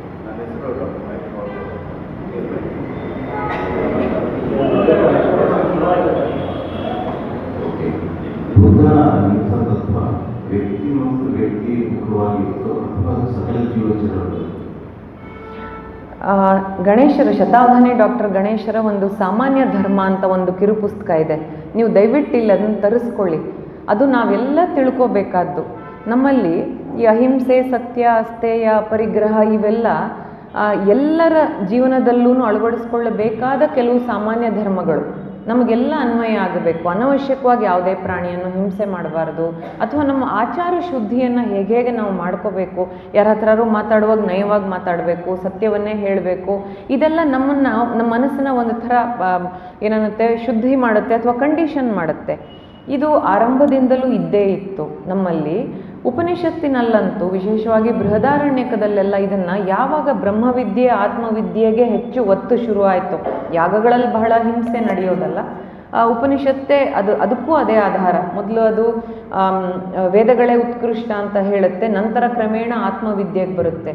ಈ ಆತ್ಮವಿದ್ಯೆಗೆ ಬಂದಾಗ ಅದು ಹೇಳೋ ಮೊದಲನೇ ಹಂತದಲ್ಲಿ ನಾವು ಅಹಿಂಸೆಯನ್ನು ಪಾಲಿಸಬೇಕು ಅಂತಂದರೆ ನಮ್ಮ ಮನಸ್ಸನ್ನು ನಾವು ನಮ್ಮ ಕೋಪ ಅದನ್ನೆಲ್ಲ ನಿಗ್ರಹ ಮಾಡ್ಕೊಂಡು ಶಾಂತವಾಗಬೇಕು ನಾವು. ಇದು ಪ್ರತಿಯೊಬ್ಬರಿಗೂ ಅನ್ವಯವಾಗಬೇಕು. ವಿಶೇಷವಾಗಿ ತಪಶ್ಚರ್ಯಕ್ಕೆ ತೊಡಗಿಕೊಳ್ಳೋರ್ಗೆ ಇದು ಮೊದಲನೇ ಹಂತ ಅಂತ ಹೇಳುತ್ತೆ. ಬುದ್ಧ ಹೇಳುವ ಶೀಲ, ಪ್ರಜ್ಞೆ, ಸಮಾಧಿ, ಈಗ ನನ್ನ ಹತ್ರ ಇದಿಲ್ಲ, ನನ್ನ ನೋಟ್ಸ್ ಇಲ್ಲ, ಯಾವ ಉಪನಿಷತ್ತು ಅಂತಲೂ ನಾನು ಫೇಸ್ಬುಕ್ನಲ್ಲಿ ಆಮೇಲೆ ಯಾವಾಗಲಾರು ಹಾಕ್ತೀನಿ, ನೀವು ನೋಡಿ. ಅದರಿಂದ ಅದು ಮೊದಲನೇ ಹಂತವಾಗಿ ನಮ್ಮೆಲ್ಲರಿಗೂ ಸಾಮಾನ್ಯ ಧರ್ಮ ಅನ್ವಯವಾಗುತ್ತೆ, ಇವತ್ತು ಆಗ್ತಾ ಇದೆ. ಅದರಿಂದಲೇ ನಮ್ಮಲ್ಲಿ ಇಷ್ಟೊಂದು ಸದಾಚಾರ ಉಳಿದಿರೋದು, ಅದರಿಂದಲೇ ನಮ್ಮಲ್ಲಿ ಬೇರೆ ಬೇರೆ ಇಷ್ಟು ದರ್ಶನಗಳು ಹುಟ್ಟಿದ್ರೂ ನಾವು ರಕ್ತಪಾತ ಮಾಡಲಿಲ್ಲ. ನೀವು ನಮ್ಮ ಸನಾತನ ಧರ್ಮವನ್ನು ಬಿಟ್ಟು ಬೇರೆ ಯಾವುದೇ ದೇಶದ ಉದಾಹರಣೆ ತಗೊಳ್ಳಿ, ಪ್ರೊಟೆಸ್ಟೆಂಟ್ಸ್ ಅಂತ ಬಂದರೆ ಅಲ್ಲಿ ಯುದ್ಧ ಆಗಲೇಬೇಕು, ಅವ್ರನ್ನ ಕೊಲ್ಲಲೇಬೇಕು, ನಿರ್ನಾಮ ಮಾಡಲೇಬೇಕು. ಶತಾವಧಾನಿ ಡಾಕ್ಟರ್ ಗಣೇಶರ ಒಂದು ಭಗವಾನ್ ಬುದ್ಧನ ಜೀವನ ಮತ್ತು ದರ್ಶನ ಅಂತ ಯೂಟ್ಯೂಬ್ನಲ್ಲಿ ಒಂದು ಪ್ರವಚನ ಮಾಲಿಕೆ ಇದೆ, ಅದನ್ನು ಎಲ್ಲರೂ ಕೇಳಿ. ಅದರ ಪ್ರಸ್ತಾವನೆಯಲ್ಲಿ ಡಾಕ್ಟರ್ SR ರಾಮಸ್ವಾಮಿಗಳು ಹೇಳ್ತಾರೆ, ಬುದ್ಧನ ಕಾಲಕ್ಕೇನೆ 68 ಇದಿದ್ವು ದರ್ಶನಗಳಿದ್ವು, 40ಕ್ಕೂ ಹೆಚ್ಚು ಜಗತ್ ಸೃಷ್ಟಿಯ ಸಿದ್ಧಾಂತಗಳಿದ್ವು, 18 ಏನೋ ಜಗತ್ ಪ್ರಳಯದ್ದು. ಅಂದರೆ ಎಲ್ಲರಿಗೂ ಸ್ವಾತಂತ್ರ್ಯ. ಉದಾಹರಣೆಗೆ ಆಜೀವಕ ಮಸ್ಕರಿ ಗೋಶಾಲ ಅಂತ ಅವನು ಮಹಾವೀರರ ಜೊತೆಗೆ ಇದ್ದ, ತಾನು ಹೊಸದನ್ನೇನೋ ಹೇಳ್ತೀನಿ ಅಂತ ಹೇಳಕ್ಕೆ ಹೋದ, ಒಂದಿಷ್ಟು ವರ್ಷ ಜೊತೆಗಿದ್ದ, ಬಿಟ್ಟ, ಮತ್ತೆ ಹೋದ, ಕೊನೆಗೆ ಅವನು ಉಳಿಲೇ ಇಲ್ಲ. ಅದು ಮಹಾವೀರರದು, ಜೈನರೊಳಗೆ ಅದು ವಿಲೀನ ಆಗೋಯ್ತು. ಅಂತಂದರೆ ನಿಮಗೆ ಎಷ್ಟು ಕಾಲ ಉಳಿಯೋದಕ್ಕೆ ಶಕ್ತಿ ಇರುತ್ತೋ ಅಷ್ಟು ಕಾಲ ಯಾವುದೇ ದರ್ಶನ ಉಳಿಯುತ್ತೆ, ಆಮೇಲೆ ಮೂಲ ಎಲ್ಲಿಗೆ ಬಂತೋ ಅಲ್ಲಿಗೆ ಸೇರ್ಕೊಂಡ್ಬಿಡುತ್ತೆ. ಅದರಿಂದ ಈ ಪರಿಕಲ್ಪನೆಯಲ್ಲೇ ಬೌದ್ಧ, ಜೈನ ಎಲ್ಲರಿಗೂ ಕರ್ಮ ಸಿದ್ಧಾಂತವು ಎಲ್ಲರಿಗೂ ಕಾಮನ್ ಫ್ಯಾಕ್ಟರ್. ಕರ್ಮ ಸಿದ್ಧಾಂತ ಇಲ್ಲದೇ ಇದ್ದರೆ ಅವು ನಮಗೆ ಸ್ವೀಕೃತವೇ ಆಗ್ತಿರಲಿಲ್ಲ. ಆದ್ದರಿಂದ ಈ ಧರ್ಮ ಎಲ್ಲರಿಗೂ ಅನ್ವಯವಾಗ್ತಿತ್ತು. ಮುನಿಗಳಾಗೋರಿಗೆ ವಿಶೇಷವಾಗಿ ಅವ್ರು ಇದ್ರ ಬಗ್ಗೆ ಗಮನ ವಹಿಸಬೇಕಾಗಿತ್ತು. ಆ ಸಾಮಾನ್ಯ ಧರ್ಮ ನಾವೆಲ್ಲ ತಿಳ್ಕೊಳ್ಳೇಬೇಕಾದ್ದು. ಯಾಕಂದರೆ ಈಗ ಬೌದ್ಧವನ್ನೂ ಧರ್ಮ ಅಂತೀವಿ, ಜೈನವನ್ನೂ ಧರ್ಮ ಅಂತೀವಿ, ಅವೆಲ್ಲ ದರ್ಶನಗಳು. ಧರ್ಮ ಅನ್ನೋದು ನಮ್ಮ ಮೂಲ ಸನಾತನ ಧರ್ಮ. ಅಂದರೆ ದರ್ಶನ ಅಂದ್ಬಿಟ್ರೆ ಕೆಳಗು ಇದು ಮೇಲು ಅಂತ ಅರ್ಥ ಅಲ್ಲ. ಈಗ ಮನೆಯಲ್ಲಿ ಒಬ್ಬರು ತಂದೆ ಅಥವಾ ಒಂದು ಹೆಡ್ ಆಫ್ ದ ಫ್ಯಾಮಿಲಿ, ಉಳಿದವರೆಲ್ಲ ಅವರನ್ನು ಅನುಸರಿಸ್ಕೊಂಡು ನಡೆಯೋರು ಅನ್ನೋ ಅರ್ಥದಲ್ಲಿ ತಗೊಳ್ಬೋದು. ನನ್ನ ಹೆಸರು ಯಶೋಧ ಕಳಿಂಗ ಯುದ್ಧದ ಬಗ್ಗೆ ಕೂಡ ಎಲ್ಲರಿಗೂ ಕೇಳ್ತಾ ಇದ್ದೀವಿ. ಅಶೋಕ ಮಹಾರಾಜ ಯಾವ ರಾಜ್ಯದ ವಿರುದ್ಧವಾಗಿ ಯುದ್ಧ ಮಾಡಿದ, ಯಾವ ಕಾರಣವಾಗಿ ಯುದ್ಧ ಮಾಡಿದ ಅಂತ ಸ್ವಲ್ಪ ಸಿಗೋದು. ಕಳಿಂಗ ಯುದ್ಧದ ಬಗ್ಗೆ ಎಲ್ಲರೂ ಕೇಳಿರೋದು, ಅದರಲ್ಲಿ ಸತ್ಯ ಕಡಿಮೆ. ಯಾಕೆಂದರೆ ನೀವು ಭುವನೇಶ್ವರದಿಂದ ಸುಮಾರು 20 ಕಿಲೋಮೀಟ್ರು ಧವಳಗಿರಿ ಪರ್ವತ ಇದೆ. ನೀವು ಅಲ್ಲಿಗೆ ಹೋದರೆ ಅಲ್ಲಿ ಗೈಡ್ ಸಹಿತ ದಯಾ ನದಿನ ತೋರಿಸ್ಬಿಟ್ಟು ಹೇಳ್ತಾರೆ, ಯುದ್ಧ ಆದಾಗ ಈ ನದಿಯಲ್ಲಿ ಎಷ್ಟು ರಕ್ತ ಚೆಲ್ಲಾಡ್ತಂತೆ ಅಂತ, ನದಿ ನೀರು ಕೆಂಪಾಗಿತ್ತಂತೆ ಅಂತೆಲ್ಲ ಹೇಳ್ತಾರೆ. ಮೊದಲು ನಾನು ಅಲ್ಲಿಗೆ ಹೋದೆ. ಆಮೇಲೆ ನಿಜವಾಗಿ ಯುದ್ಧ ಆರಂಭ ಆಗೋದು ರಾಧಾನಗರ. ನಾನು ಕಾದಂಬರಿಯಲ್ಲಿ ಉತ್ತರ ತೋರ್ಸಲ್ಲಿ ಅಂತ ತೋರಿಸಿದ್ದೀನಿ ಅದನ್ನ. ಅಲ್ಲಿ ಯುದ್ಧ ಮೇರುಡ ಅಂತ ಒಂದು ಪ್ರದೇಶ ಇದೆ. ಅಲ್ಲಿಂದ ಯುದ್ಧ ಆರಂಭವಾಗಿ ನದಿ ಪಥ, ನದಿ ತೀರದಲ್ಲಿ ಯುದ್ಧ ನಡ್ಕೊಂಡು ಬರುತ್ತೆ. ಅದು ದಕ್ಷಿಣ ಕಲಿಂಗದವರೆಗೆ ಬರುತ್ತೆ. ಅಲ್ಲಿ ಉತ್ಖನನ ಮಾಡಿದ್ದಾರೆ. ಅಲ್ಲಿ ಒಂದು ಸಣ್ಣ ವಸ್ತು ಸಂಗ್ರಹಾಲಯವೂ ಇದೆ. ಕಟಕ್ನಿಂದ ಮೇಲೆ, ಮಹಾನದಿಯಿಂದ ಮೇಲೆ ಆ ಪ್ರದೇಶದಿಂದ ಆರಂಭ ಆಗೋದು. ಯಾತಕ್ಕೆ ಮಾಡ್ದ ಅನ್ನೋದಕ್ಕೆ ನಿಖರವಾದ ಕಾರಣವನ್ನು ಅವನ ಶಾಸನದಲ್ಲಿ ಅವನು ಬರೆದಿಲ್ಲ. ಅವನಿಗೆ ತಾನು ಮಾಡಿದ ಕೆಲಸದ ಬಗ್ಗೆ ಎಷ್ಟು ಪರಿತಾಪ ಇತ್ತು, ಅಟ್ ದ ಸೇಮ್ ಟೈಮ್ ಅವನು ಎಷ್ಟು ಪೊಲಿಟಿಕಲಿ ಕರೆಕ್ಟಾಗಿರೋಕ್ಕೆ ಹೋದ ಅಂದರೆ, ನಾನು ಅನುಶೋಚಿಸುತ್ತೇನೆ ಯುದ್ಧ ಮಾಡಿದ್ದಕ್ಕೆ ಅಂತ ಒಂಥರ ಅಪಾಲಜಿ, ಕ್ಷಮಾಪಣೆ ಕೇಳ್ಕೊಂಡಿರೋ ಮಾತನ್ನು ಕಳಿಂಗದಲ್ಲಿ ಬರ್ಸೇ ಇಲ್ಲ. ಶಾಬಾಸ್ ಗಡಿ ದೇಶದ ಬೇರೆ ಬೇರೆ ಕಡೆ ಎಲ್ಲ ಬರ್ಸ್ಬಿಟ್ಟಿದ್ದಾನೆ. ಅಂದರೆ ನೀವು ಕಪಾಳಕ್ಕೆ ಹೊಡೆದವರು ನೀವು ಹೇಗೆ ಕ್ಷಮೆ ಕೇಳ್ತೀರಿ? ನೀವು ಸಣ್ಣವರಾಗೋಗಲ್ವೇ? ಬಹಳ ಬುದ್ಧಿವಂತ ಅವನು. ಆ ಕ್ಷಮಾಯಾಚನೆ ಕಳಿಂಗದಲ್ಲಿಲ್ಲ. ಬೇರೆ ಕಡೆ ಎಲ್ಲ ನಾನು ಅನುಶೋಚಿಸುತ್ತೇನೆ ಅಂತ ಬರ್ಕೊಂಡಿದ್ದಾನೆ, ತನ್ನ ಬಗ್ಗೆ ಸದಭಿಪ್ರಾಯ ಮೂಡಲಿ ಅಂತ. ಕಳಿಂಗಕ್ಕೆ ಅಂತಲೇ 2 ವಿಶೇಷ ಲಿಪಿಗಳನ್ನು ಬರೆಸಿದ್ದಾನೆ. ಧೌಲಿ ಜೌಗಡದಲ್ಲಿದೆ, ಅದ್ರ ಭಾಷೆನೇ ಬೇರೆ. ಅದಕ್ಕೂ ಮತ್ತು ಈ ಹೆಬ್ಬಂಡೆದಕ್ಕೂ ಸಂಬಂಧ ಇದೆ, ಮತ್ತು ಅದು ವಿಸ್ತಾರ ಆಗುತ್ತೆ ಅದು. ಆಮೇಲೆ ಯಾಕೆ ಮಾಡಿರಬಹುದು ಅನ್ನೋದಕ್ಕೆ ನಿರ್ದಿಷ್ಟವಾಗಿ ಗೊತ್ತಿಲ್ಲ. ಕಳಿಂಗ ತುಂಬ ಸಂಪದ್ಭರಿತವಾಗಿತ್ತು. ಇವತ್ತಿನ ಸಿಂಹಳದ ಉಗಮಕ್ಕೆ ಕಾರಣವೇ ಕಳಿಂಗ. ಆ ಸಂಬಂಧವನ್ನು ನಾನು ಕಾದಂಬರಿಯಲ್ಲಿ ತಂದಿದ್ದೀನಿ. ಬಹಳ ಸಮೃದ್ಧ ಪ್ರದೇಶ. ಖಾರವೇಲ ಅಶೋಕನ 200 ವರ್ಷಗಳ ನಂತರ, ನಾನು ಆಗಲೇ ಹೇಳಿದ್ನಲ್ಲ, ಚೇದಿ ವಂಶದ ರಾಜ, ಅವನು ತನ್ನ ಶಾಸನ ಬರೆಸ್ತಾ ಹೇಳ್ತಾನೆ, ಜಿನ ಪ್ರತಿಮೆಯನ್ನು ನಾನು ವಾಪಸ್ ತಂದಿಟ್ಕೊಂಡಿದ್ದೀನಿ ಈಗ ಅಂತ. ಅಂದರೆ ನಂದರ ಕಾಲದಲ್ಲಿ ಕಲಿಂಗದಲ್ಲಿದ್ದ ಜಿನ ಪ್ರತಿಮೆ ಪಾರ್ಶ್ವನಾಥರದು ಅಂತ ಹೇಳ್ತಾರೆ, ಅದನ್ನು ತೊಗೊಂಡು ಹೋಗಲ್ಲಿ ಇಟ್ಕೊಂಡ್ಬಿಟ್ಟಿದ್ರು. ಆಮೇಲೆ ಖಾರವೇಲ ಮಗಧದ ರಾಜನನ್ನು ಸೋಲಿಸಿ ಬೃಹಸ್ಪತಿ ಮಿತ್ರ ಅಂತ ಹೆಸರು ಅವನನ್ನು ಆಗಿನ ಮಗಧದ ರಾಜನನ್ನು ಸೋಲಿಸಿ ಆ ಕಲಿಂಗದ ಜಿನ ಪ್ರತಿಮೆಯನ್ನು ವಾಪಸ್ ತರ್ತಾನೆ.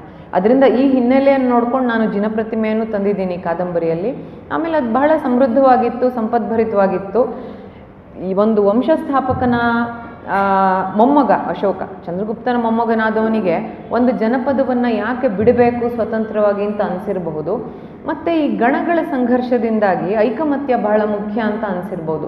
ಯಾಕಂದರೆ ಕಲಿಂಗದ ಯುದ್ಧದ ಬಗ್ಗೆ ಪ್ರಸ್ತಾಪಿಸುವ 13ನೇ ಹೆಬ್ಬಂಡೆ ಶಾಸನದಲ್ಲೇ ಅವನು ತನ್ನ ನಿಯಂತ್ರಣದಲ್ಲಿಲ್ಲದೆ ಇರೋ ಗಣಗಳ ಬಗ್ಗೆ ಎಲ್ಲ ಮಾತಾಡಿರೋದು. ಇದೊಂಥರ ಅಂತಃಸಂಬಂಧ ಇದು ನನಗೆ ಕಾಣಿಸ್ತು. ಇದು ಶಾಸನಗಳನ್ನು ವಿವರವಾಗಿ ನೋಡಿದಾಗ ಇದೆಲ್ಲ ಸೂಕ್ಷ್ಮಗಳು ತಿಳಿದು ಬರುತ್ತೆ. ಇದೆಲ್ಲ ನನ್ನ ಇತಿವೃತ್ತಕ್ಕೆ ಸಹಕಾರಿಯಾಗಿತ್ತು. ಅಂದರೆ ತನ್ನ ಸಾಮರ್ಥ್ಯದ ವಿರುದ್ಧವಾಗಿ ಯುದ್ಧ ಮಾಡಿದ್ನ ಅಥವಾ ಒಂದು ವ್ಯವಸ್ಥೆ ವಿರುದ್ಧವಾಗಿ ಯುದ್ಧ ಮಾಡಿದ? ವ್ಯವಸ್ಥೆ ಅವನದೇ ಇತ್ತು. ಇಡೀ ಭಾರತ ತನ್ನ ನಿಯಂತ್ರಣಕ್ಕೆ ಸಿಗಲಿ ಅನ್ನೋ ಉದ್ದೇಶದಿಂದ ಮಾಡ್ದ ಅಂತ ಗೊತ್ತಾಗುತ್ತೆ. ಮತ್ತು ಅರ್ಥಶಾಸ್ತ್ರವೇ ಹೇಳುತ್ತೆ, ಚಾಣಕ್ಯರು ಹೇಳೋರು ನಮ್ಮಲ್ಲಿ ಯುದ್ಧ ಆಗಬಾರ್ದು, ಆದರೆ ನಮಗೆ ನಷ್ಟ ಅಂತ. ಅರ್ಥಶಾಸ್ತ್ರ ಹೇಳುತ್ತೆ ಜನವಿಲ್ಲದೆ ಜನಪದವಿಲ್ಲ, ಜನಪದವಿಲ್ಲದೆ ರಾಜ್ಯವಿಲ್ಲ ಅಂತ. ಅದರಿಂದಲೇ ಅವನಿಗೆ ಆ ಜನಪದ ನಿಯಂತ್ರಣ ಬೇಕಾಗಿತ್ತು. ಅಷ್ಟೊಂದು ಸಾವು ನೋವು ಬೇಕಾಗಿತ್ತಾ? ನನ್ನದೇ ಸಂಪತ್ತಲ್ವೇ, ಹೊಟ್ಟೆ ಉರಿದೋಗಲ್ವೇ? ನಮ್ಮನೆ 4 ಮಕ್ಕಳಲ್ಲೇ ಬಡ್ದಾಡ್ಕೊಂಡು ಒಂದು ಸತ್ತೋದ್ರೆ, ಅಥವಾ ನನ್ನ ಶರೀರದಲ್ಲೇ ನಾನು ಒಂದು ಅಂಗ ಬಲಿ ಕೊಡೋಕ್ಕೆ ಸಿದ್ಧಳಿರ್ತೀನ? ಅವನಿಗೆ ನೋವಾಗಿದ್ದು ನಿಜ, ಯಾಕಾಯಿತು ಅನ್ನೋದಕ್ಕೂ ಅರ್ಥಶಾಸ್ತ್ರವನ್ನು ಗಮನಿಸ್ಕೊಂಡ್ರೆ ಅದು ಅರ್ಥವಾಗೋದು.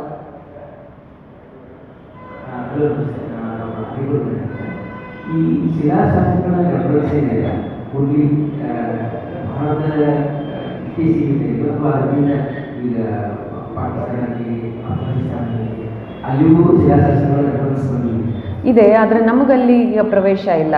ಈಗ ಕೆಲವು ಕಡೆ ಈಗ ಪಾಕಿಸ್ತಾನದ ಹಿಂಗುಲಾಂಬ ದೇವಸ್ಥಾನದಲ್ಲಿ ಜೈನ್ ಮತ್ತು ಬೌದ್ಧಿಸಂ ರಿಲೇಟೆಡ್ ಶಿಲಾಶಾಸನವನ್ನು ಕೆಲವೊಂದು ಬುಕ್ನಲ್ಲಿ ಕೊಡ್ತಾರೆ. ಈಗ ವಸಂತ ಕೋಶಿಯ ಬರೆದದ್ದು ಬರೆದದ್ರೊಳಗೆ ಹಿಂಗುಲಾಂಬ ದೇವಸ್ಥಾನದ ರೆಫರೆನ್ಸ್ ಕೊಡ್ತಾರೆ. ರೆಫರೆನ್ಸ್ ಆಗಿದೆ ಅಲ್ಲ, ಅಶೋಕ ಬರೆಸಿರೋ ಶಿಲಾಶಾಸನಗಳಲ್ಲಿವೆ, ಶಾಬಾಸ್ ಗಡಿಯಲ್ಲಿವೆ, ಅರಮೈಕು ಗ್ರೀಕು 2 ಭಾಷೆಯಲ್ಲೂ ಇದೆ. ಅದೆಲ್ಲ ನಮ್ಮ ಸಾಮಾನ್ಯ ಧರ್ಮದ್ದನ್ನೇ ಅವನು ಅಹಿಂಸೆ ಅದೆಲ್ಲ ಇರಬೇಕು ಅಂತ ಬರೆಸಿದ್ದಾನೆ. ಆಮೇಲೆ ಎಷ್ಟೊಂದು ಅಶೋಕನದಲ್ಲ, ಹ್ಯಾರಿ ಫಾಕ್ ಅಂತ ಒಬ್ಬರು ಆ ಶಾಸನಗಳನ್ನೇ ತುಂಬ ಗಂಭೀರವಾಗಿ ನೋಡಿದವರಿದ್ದಾರೆ. ಅವ್ರದ್ದು PDF ಸಿಗುತ್ತೆ. ನಾನ್ ಅಶೋಕನ್ ಅಂತಲೇ ಎಷ್ಟೊಂದನ್ನು ಅವರು ಕ್ಯಾಟಗರೈಸ್ ಮಾಡ್ತಾರೆ. ಅಶೋಕಂದು 1-2-3 ಇವೆ ಅಲ್ಲಿ.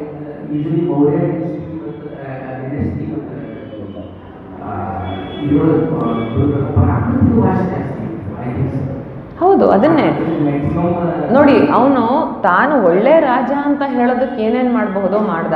ಪೂರ್ವದಲ್ಲೆಲ್ಲ ಮಾಗಧಿ ಪ್ರಾಕೃತ ಬಳಸ್ಕೊಂಡ, ಲಿಪಿ ಬ್ರಾಹ್ಮಿ, ಆದರೆ ಪ್ರಾಕೃತದ ಡೈಲೆಕ್ಟ್ ಬೇರೆ ಇತ್ತು.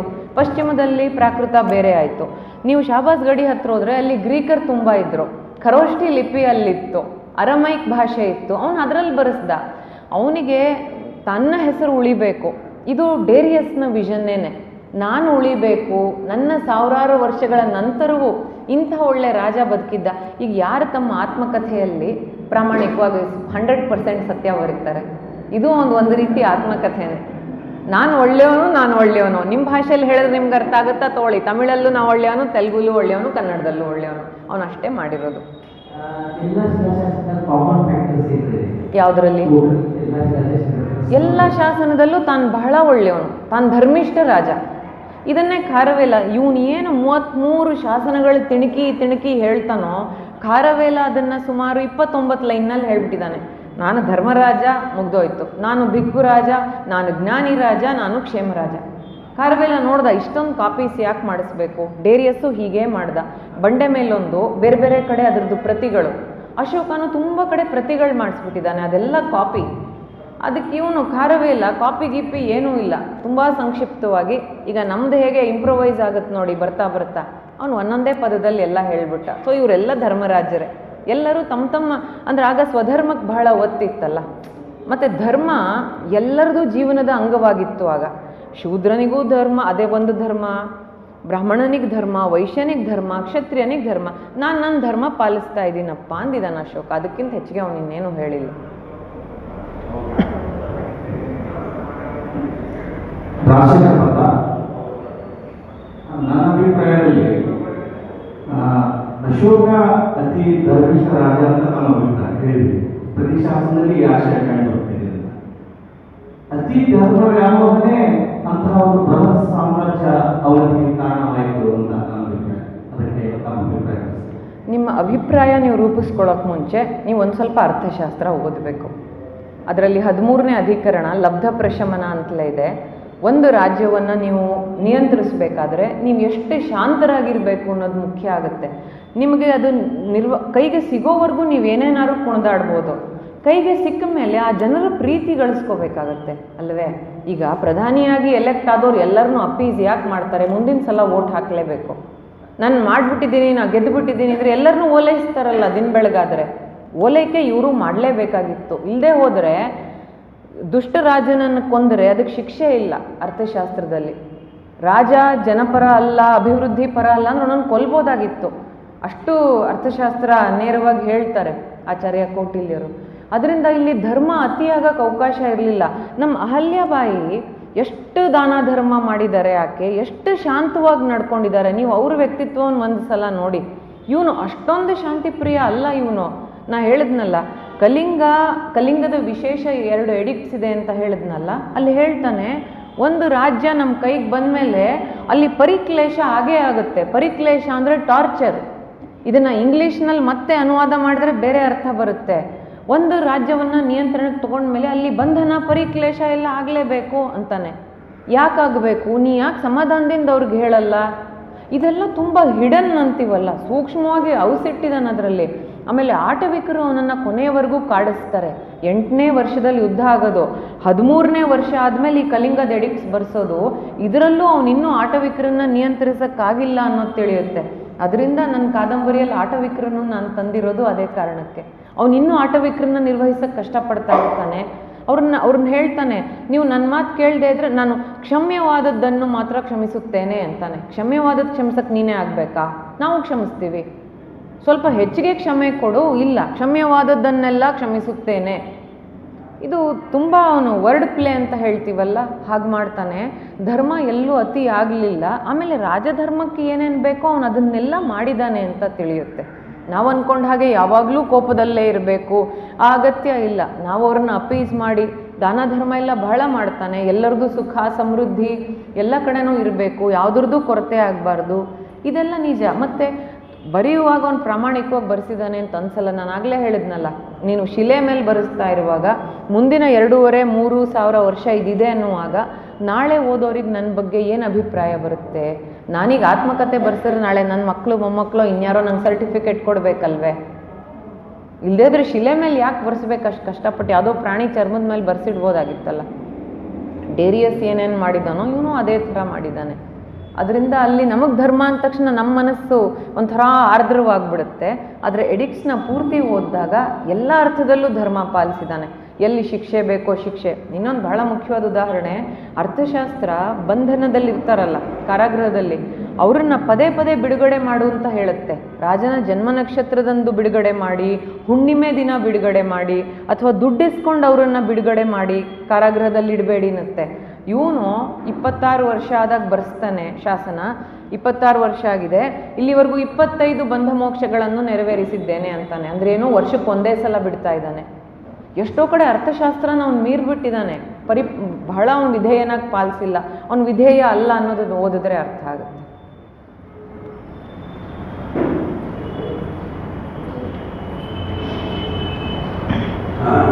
ನಮಸ್ಕಾರ ಮೇಡಮ್.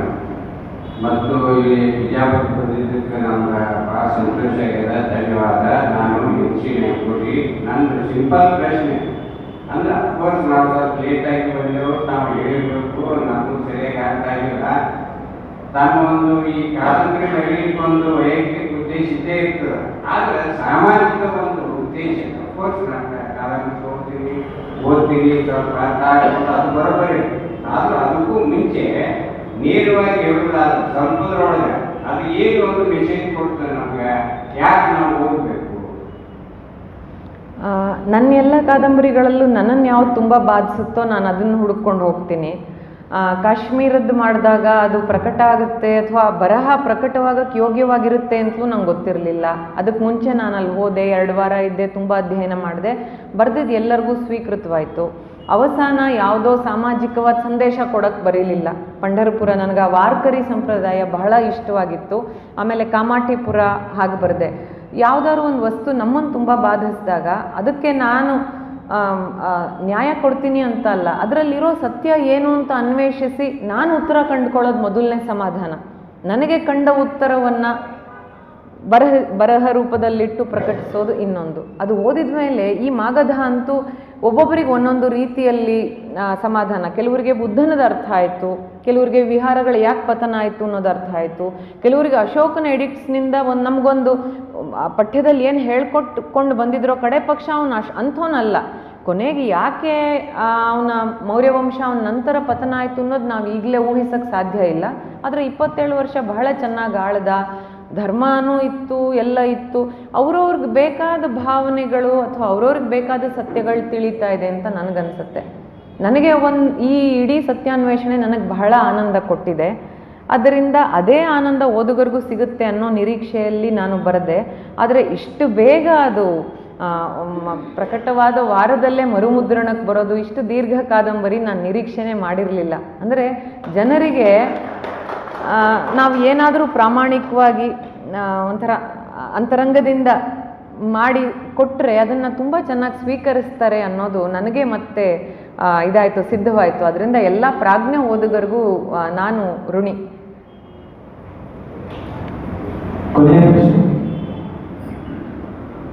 ಪ್ರಭುತ್ವ ಹಾಗಾಗಿ ಮಾತಿನಲ್ಲಿ ತಾವು ಹೇಳಿದೆ ಕೆಟ್ಟ ರಾಜನನ್ನ ಕೊಲ್ಲಬಹುದು ಅಂತ ಹೇಳಿ ಇದೆ ಅಂತ. ಅಶೋಕ ಅವನು ಹಿಂದೂ ಬಿಟ್ಟು ಬೌದ್ಧ ಧರ್ಮವನ್ನು ಸ್ವೀಕಾರ ಮಾಡಿದ. ಇದು ಆಗಿನ ಒಂದು ಶ್ರೇಷ್ಠ ಗಣ್ಯ ವ್ಯಕ್ತಿಗಳಲ್ಲಿ ಒಂದು ಧರ್ಮದ ವಿರುದ್ಧ ಚಟುವಟಿಕೆ, ಅದು ಕೆಟ್ಟ ರಾಜನ ಒಂದು ಲಕ್ಷಣ. ಅಶೋಕನ ವಿರುದ್ಧ ಏನೇನಾಯಿತು? ಹಿಂದೂ ಧರ್ಮದಿಂದ ಬೌದ್ಧ ಧರ್ಮ ಸ್ವೀಕಾರ ಮಾಡಿದ್ದೀನಿ. ನಾನು ಇದನ್ನು ಆರಂಭಿಸಿದೆ, ನೀವು ಆರಂಭದಲ್ಲಿ ಇದ್ರೋ ಇಲ್ವೋ ಗೊತ್ತಿಲ್ಲ. ಹಿಂದುವಿನಿಂದ ಬೌದ್ಧ ಅನ್ನೋದೇ ತಪ್ಪು, ನಿಮ್ಮ ಗ್ರಹಿಕೆನೇ ತಪ್ಪು. ಮತ್ತದು ಪ್ರಸ್ತಾವನೆಯಲ್ಲಿದೆ, ಅಷ್ಟೂ ಹೇಳಿದ್ರೆ ಮತ್ತೆ ಇದಾಗತ್ತೆ. ಬೌದ್ಧ ಹಿಂದುವಿನ ಒಂದು ಅಂಗ ಅಷ್ಟೇ, ಅದು ಹೊಸದೇನಲ್ಲ. ಹಾಂ,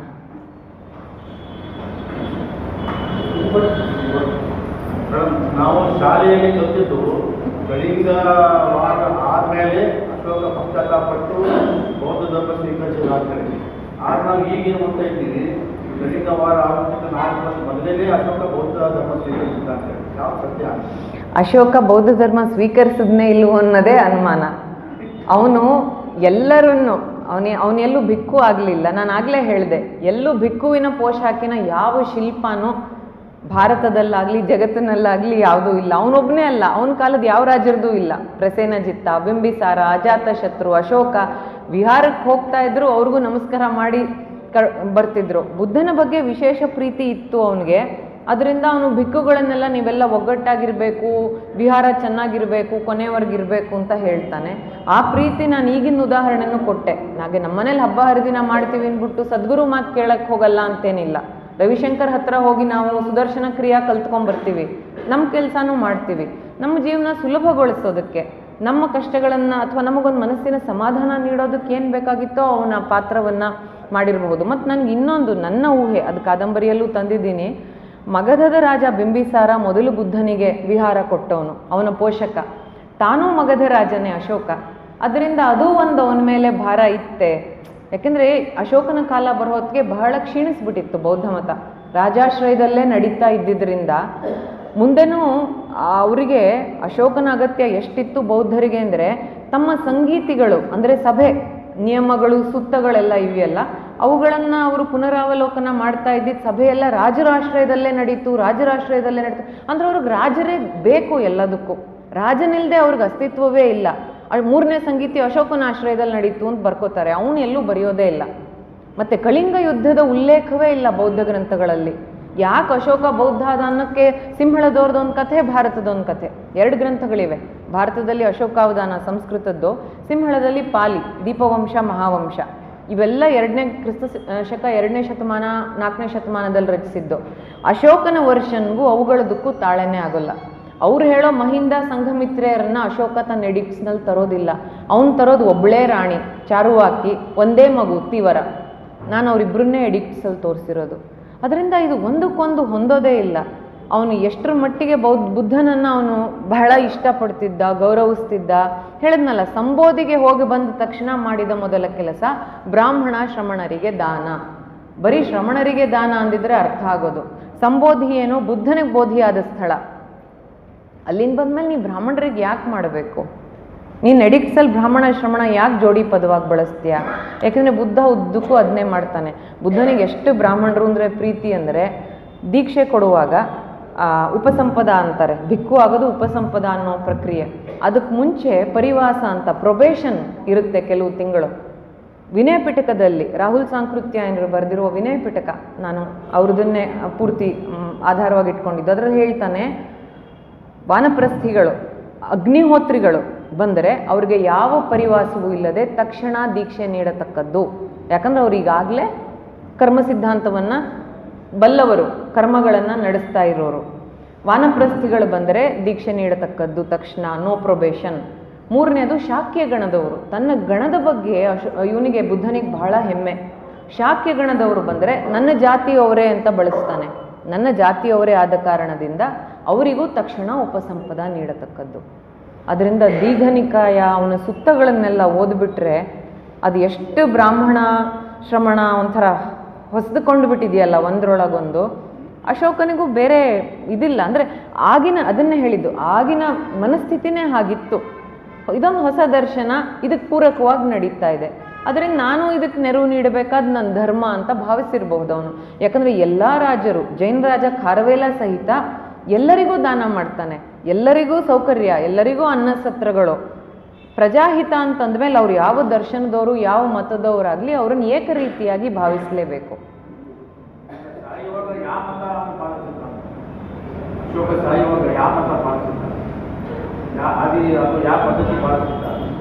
ನಾನು ಇಷ್ಟೊತ್ತು ಹೇಳಿದ್ದದ್ನೇ ಅಲ್ವಾ, ಇಂಥದ್ದು ಅದು ಇದರ ಅಂಗ ಅಂತಂದ ಮೇಲೆ ಅವನು ಅವ್ರಿಗೂ ದಾನ ನೀಡ್ತಿರ್ತಾನೆ, ಇದನ್ನೂ ಮಾಡ್ತಾ ಇರ್ತಾನೆ.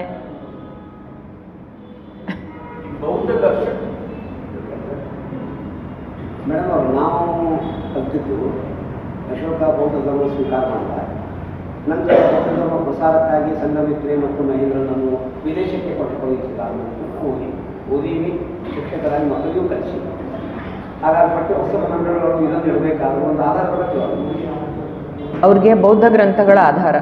ನಾನು ಈಗಾಗಲೇ ಹೇಳಿದೆ, ಅಶೋಕ ಬರೆಸಿರೋದಕ್ಕೂ ಬೌದ್ಧ ಗ್ರಂಥಗಳಿಗೂ ಏನೇನೂ ಸಾಮ್ಯ ಇಲ್ಲ. ಶ್ರೀಲಂಕಾದವರಿಗೆ ಅದು ಟ್ರೈಬ್, ಅದು ಯಕ್ಷಗಣ. ಅವರಿಗೆ ಒಂದು ಆಧ್ಯಾತ್ಮಿಕ ಆಧಾರದ ಅಗತ್ಯ ಇತ್ತು. ಅದು ಭಾರತದಿಂದ ಬೌದ್ಧ ದರ್ಶನದ ರೂಪದಲ್ಲಿ ಅವ್ರಿಗೆ ಸಿಕ್ತು. ಯಾರೋ ಒಬ್ಬ ಸಾಮಾನ್ಯ ತಂದ ಅಂತ ಹೇಳಿದ್ರೆ ಅದಕ್ಕೆ ಬೆಲೆ ಇರೋದಿಲ್ಲ. ನಮಗೆ ಅವಾರ್ಡು ಪ್ರೆಸಿಡೆಂಟ್ ಕೊಟ್ಟರೆ ಅದು ಅವಾರ್ಡು, ಪಕ್ಕದ ಮನೆಯವ್ರು ಕೊಟ್ಟರೆ ಅವಾರ್ಡ್ ಅಲ್ಲ. ಅದರಿಂದ ಅಶೋಕನನ್ನು ಬಳಸ್ಕೊಂಡ್ರು. ಯಾಕಂದರೆ ಅಶೋಕನಿಗೆ ಇವ್ರ ಬಗ್ಗೆ ಸಹಾನುಭೂತಿ ಇತ್ತು. ಅದನ್ನು ಭಾರತದ ಬೌದ್ಧರೆಲ್ಲ ಬಳಸ್ಕೊಂಡಾಗ ಸಿಂಹಳದವರು ಬಳಸ್ಕೊಂಡ್ರು. ನಾನು ಸಿಂಹಳದಲ್ಲಿ ಸುತ್ತಿಲ್ಲದೆ ಇರೋ ಪ್ರದೇಶನೇ ಇಲ್ಲ. ಅಶೋಕ ತಾನು ಮಾಡಿದ ಸಣ್ಣ ಪುಟ್ಟ ಎಲ್ಲ ದಾನಗಳನ್ನು 33 ಚಿಲ್ಲರೆ ಶಾಸನಗಳಿಗೆ ಹೇಳಿರೋನು ತನ್ನ ಮಗಳನ್ನ ಕಳಿಸಿದ್ರೆ ಬಿಡ್ತಿದ್ನೆ ಹೇಳಿದೆ. ಅವನು ಹೇಳಿಲ್ಲ. ಅವನ ಸಮಕಾಲೀನ ರಾಜ ದೇವಾನಾಂ ಪ್ರಿಯತಿಷ್ಯ ಅಂತ ಸಿಂಹಳದಲ್ಲಿ ಅವನು ಒಂದೂ ವಾಕ್ಯ ಬರೆಸಿಲ್ಲ. ಸಿಂಹಳದ ಭಿಕ್ಕುಗಳು ಇದನ್ನು ಮುಕ್ತವಾಗಿ ಹೇಳೋದಿಲ್ಲ, ಆದರೆ ಇದನ್ನು ಬಲ್ಲರು.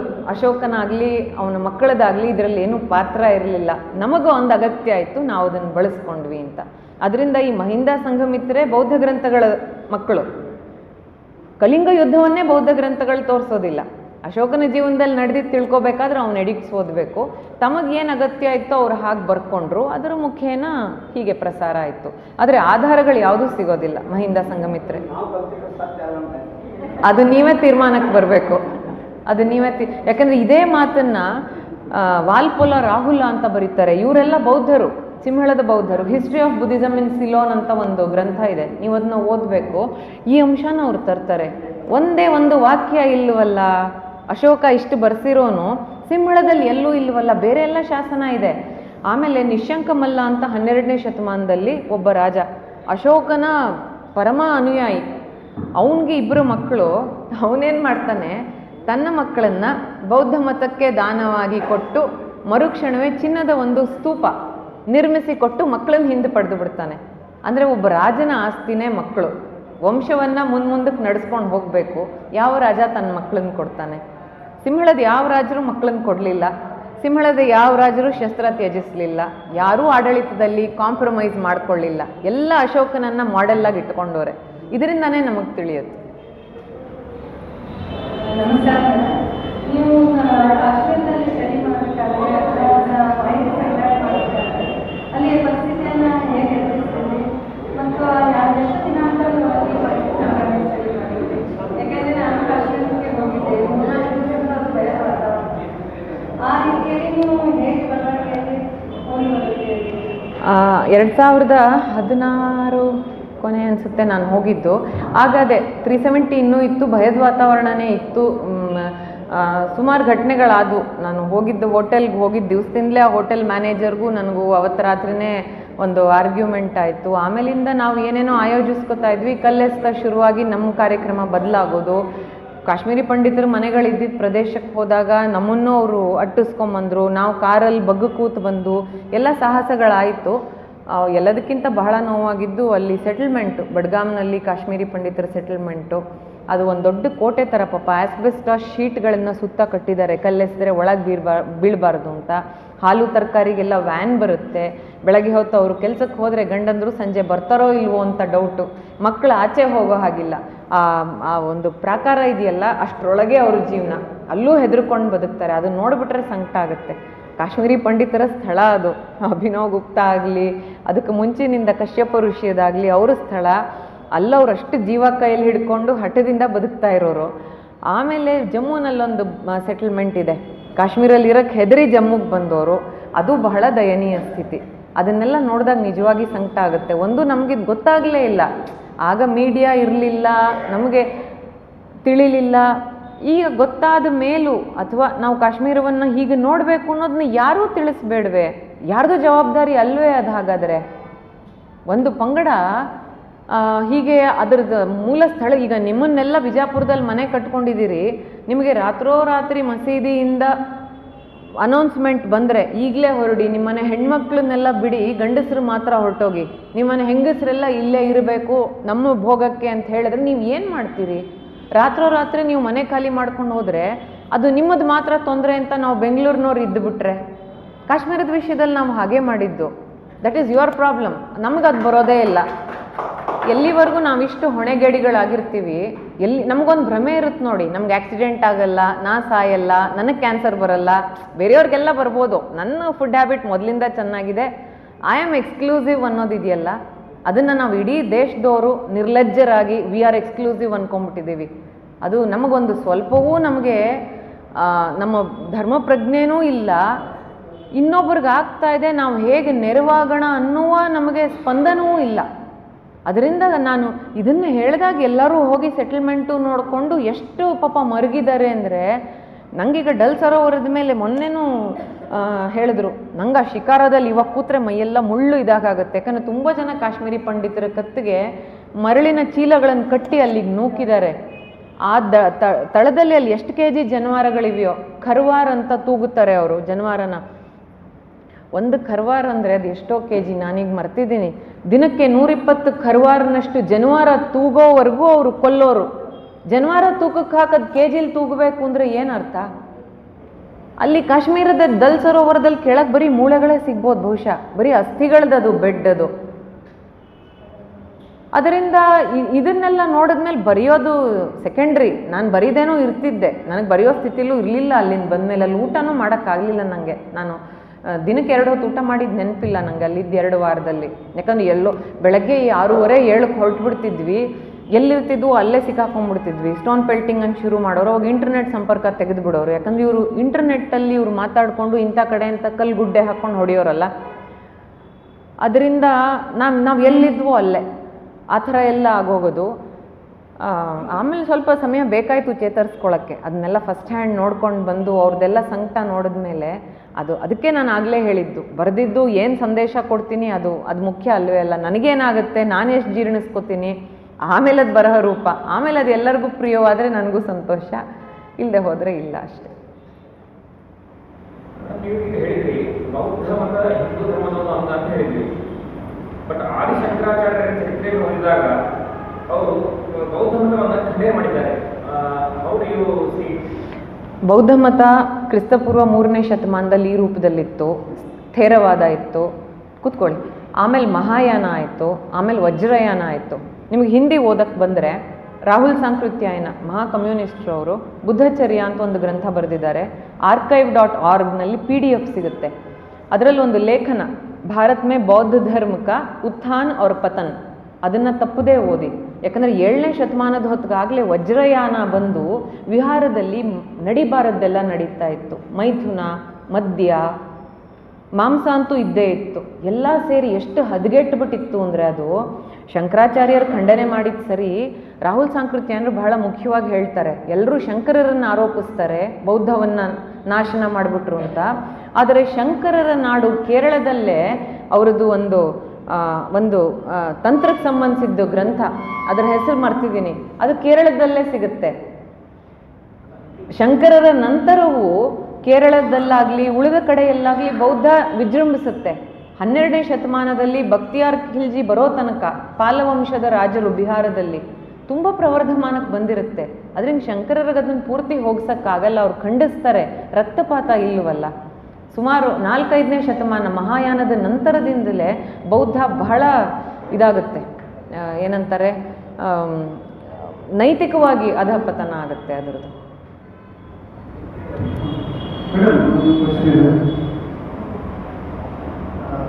ಹೀನಯಾನ ಮಹಾಯಾನ ಮೂರು ಸಂಗ್ರಹ ಈ ಕುರಿತು ನಿಮ್ಮ ಕಾಲದಲ್ಲಿ ಉಲ್ಲೇಖ ಮಾಡಿದ್ದೀರಾ?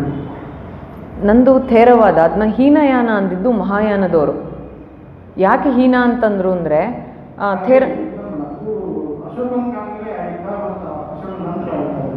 ಏನು ಅದನ್ನೇ ಹೇಳ್ತಾ ಇದ್ದೀನಿ. ಆರಂಭದಲ್ಲಿ ಬಂದಿದ್ದು ಥೇರವಾದ ಅಂತ. ಥೇರರು ಅಂದರೆ ಸ್ಥವಿರರು, ಸ್ಥವಿರ ಅಂದರೆ ಹಿರಿಯರು, ಅಶೋಕನ ಜೊತೆಗಿದ್ದಿದ್ದೆಲ್ಲ ಹಿರಿಯರು. ಈ ಪ್ರೊಫೆಟ್ಸ್ಗೆಲ್ಲ ಕಂಪ್ಯಾನಿಯನ್ಸ್ ಆ್ಯಂಡ್ ಸಕ್ಸೆಸರ್ಸ್ ಅಂತ ಇರ್ತಾರೆ ಪ್ರವಾದಿಗಳಿಗೆ. ಇದು ಹಾಗೆ ಜೊತೆ ಇದ್ದವರೆಲ್ಲ ಸ್ಥವಿರರು. ಅದು ಥೇರ, ಸ್ಥವಿರ ಇಂದ ಥೇರವಾದ ಅಷ್ಟೇ. ಥೇರವಾದದ ಪ್ರಕಾರ ಬುದ್ಧ ದೇವರಲ್ಲ, ಅವನು ಸಾಧಾರಣ ಮನುಷ್ಯ. ತನ್ನ ಬೋಧಿಗೋಸ್ಕರ ತಾನು ಕಷ್ಟಪಟ್ಟ, ತನ್ನ ನಿರ್ವಾಣ ತಾನು ಸಾಧಿಸ್ಕೊಂಡ, ಅರ್ಹಂತ ಆದ. ಮಹಾಯಾನದವ್ರಿಗೇನಾಯಿತು, ಹೀಗಾಗ್ಬಿಟ್ರೆ ಜನರನ್ನು ಸೆಳೆಯೋದಕ್ಕಾಗೋಲ್ಲ. ಬುದ್ಧನ ಪ್ರತಿಮೆ, ಅವನು ದೇವರಲ್ಲದೆ ಇರೋದ್ರಿಂದ ಪ್ರತಿಮೆ ಮಾಡೋಕ್ಕಾಗ್ತಿರ್ಲಿಲ್ಲ. ನೀವು ಸಾಂಚಿ ಭಾರೂತ್ನಲ್ಲೆಲ್ಲ ಹೋದರೆ ಕ್ರಿಸ್ತಶಕ 1ನೇ ಶತಮಾನದವರೆಗೂ ಬುದ್ಧನ ಪ್ರತಿಮೆ ಸಿಗೋದಿಲ್ಲ. ಪರಿನಿರ್ವಾಣಕ್ಕೆ ಸ್ತೂಪದ ಸಿಂಬಲ್, ಬೋಧಿಗೆ ವೃಕ್ಷ, ಚಿಹ್ನೆಗಳನ್ನು ಬಳಸ್ತಾರೆ. ಮಹಾಯಾನಕ್ಕೆ ಇದೊಂದು ಅಗತ್ಯ ಕಾಣ್ತು. ಅವನನ್ನು ಪ್ರತಿಮಾ ರೂಪದಲ್ಲಿ ತೋರಿಸ್ಬೇಕಾದ್ರೆ ಅವನು ದೇವರಾಗಬೇಕು. ಅವನು ದೇವರಾಗಬೇಕು ಅಂದರೆ ತನ್ನದನ್ನು ತಾನು ಮಾಡ್ಕೊಂಡ್ಬಿಟ್ರೆ ದೇವರಾಗಲ್ವಲ್ಲ, ಬೇರೆಯವ್ರಿಗೆ ಉಪಕರಿಸಿದ್ರೆ ದೇವರು. ಅವರೆಲ್ಲ ಇವರನ್ನು ಹೀನರು ಅನ್ನೋಕ್ಕೆ ಶುರು ಮಾಡಿದ್ರು. ನೀವೆಲ್ಲ ನಿಮ್ಮದಷ್ಟೇ ನೋಡ್ಕೊಂಬಿಟ್ರಿ ಥೇರವಾದಿಗಳು, ಅದರಿಂದ ನೀವು ಹೀನರು. ನಾವು ಬೋಧಿಸತ್ವರ ಕಲ್ಪನೆ ತಂದರು. ಜನಕ್ಕೋಸ್ಕರ ನಾವು ಬೇರೆ ಬೇರೆ ಜನ್ಮ ಎತ್ತುತ್ತೀವಿ. ಅಂದರೆ ಒಂದೊಂದು ಜನ್ಮದಲ್ಲಿ ಶೀಲ, ದಾನ ಅಂತ ಅವ್ರದ್ದು ಪಾರಮಿತ ಅಂತಾರೆ. ಆ ಪಾರಮಿತಗಳನ್ನು ಒಂದೊಂದು ಜನ್ಮದಲ್ಲಿ ಒಂದೊಂದನ್ನು ನಾವು ಸಾಧ್ಯ ಮಾಡಿಕೊಂಡು ಜನರಿಗೆ ನೆರವಾಗ್ತೀವಿ ಅಂತ ಹೇಳೋದಕ್ಕೆ ಮಹಾಯಾನ ಅಂತ ಬಂತು. ಇವ್ರನ್ನ ಹೀನ ಅಂದರು, ಇವರು ಥೇರವಾದಿಗಳು. ಇದು ಅಶೋಕನ ಕಾಲದ ಥೇರವಾದ. ವಜ್ರಯಾನ ಅದು ನಂತರದ್ದು. ಅದು ತಂತ್ರ ಗಿಂತ್ರ ಎಲ್ಲ ಸೇರಿಸಿ ಪವಾಡಗಳು ಮಾಡ್ತೀವಿ ಅಂತ ಹೇಳಿ ಯಾವ್ಯಾವುದೋ ಇದೆ, ಅದು ಅವಲೋಕಿತೇಶ್ವರ, ಮಂಜುಶ್ರೀ, ತಾರ ಎಲ್ಲ ದೇವಿಯರನ್ನೆಲ್ಲ ತಂದು ಅವಕ್ಕೇನೇನೋ ಆರೋಪಿಸಿ ಗುಹ್ಯ ಸಮಾಜ ಅಂತ ಒಂದಿದೆ, ಅದು ಆರ್ಕೈವಲ್ ಸಿಗುತ್ತೆ. ಯಾರಿಗೂ ಹೇಳೋ ಅಂಥದ್ದಲ್ಲ ಅದು, ಅದನ್ನು ಓದಬಹುದು. ಪಠ್ಯದಲ್ಲಿ ಇದೆಲ್ಲ ಹೇಳಿಬಿಟ್ರೆ ಅಲ್ಲ, ಯಾಕೆ ಬರುತ್ತೆ ಪಠ್ಯದಲ್ಲಿ? ಅದೇ ಅಲ್ಲ, ಪಠ್ಯದಲ್ಲಿ ಯಾಕೆ ಬರುತ್ತೆ? ಈಗ ನೀವು ಅಬ್ಜೆಕ್ಟಿವ್ ಆಗಿ ನೋಡ್ತೀರಿ ಅಂದರೆ ಎಲ್ಲಿ ಪತನ ಆಯಿತು ಅಂತಲೂ ತೋರಿಸ್ಬೇಕು. ನೀವು ನಮ್ದು ಬರೀ ಶ್ರೇಷ್ಠ ಅಂದರೆ ಪತನ ಆಗಿದ್ದ ಭಾಗ ಹೇಳಲ್ವಲ್ಲ.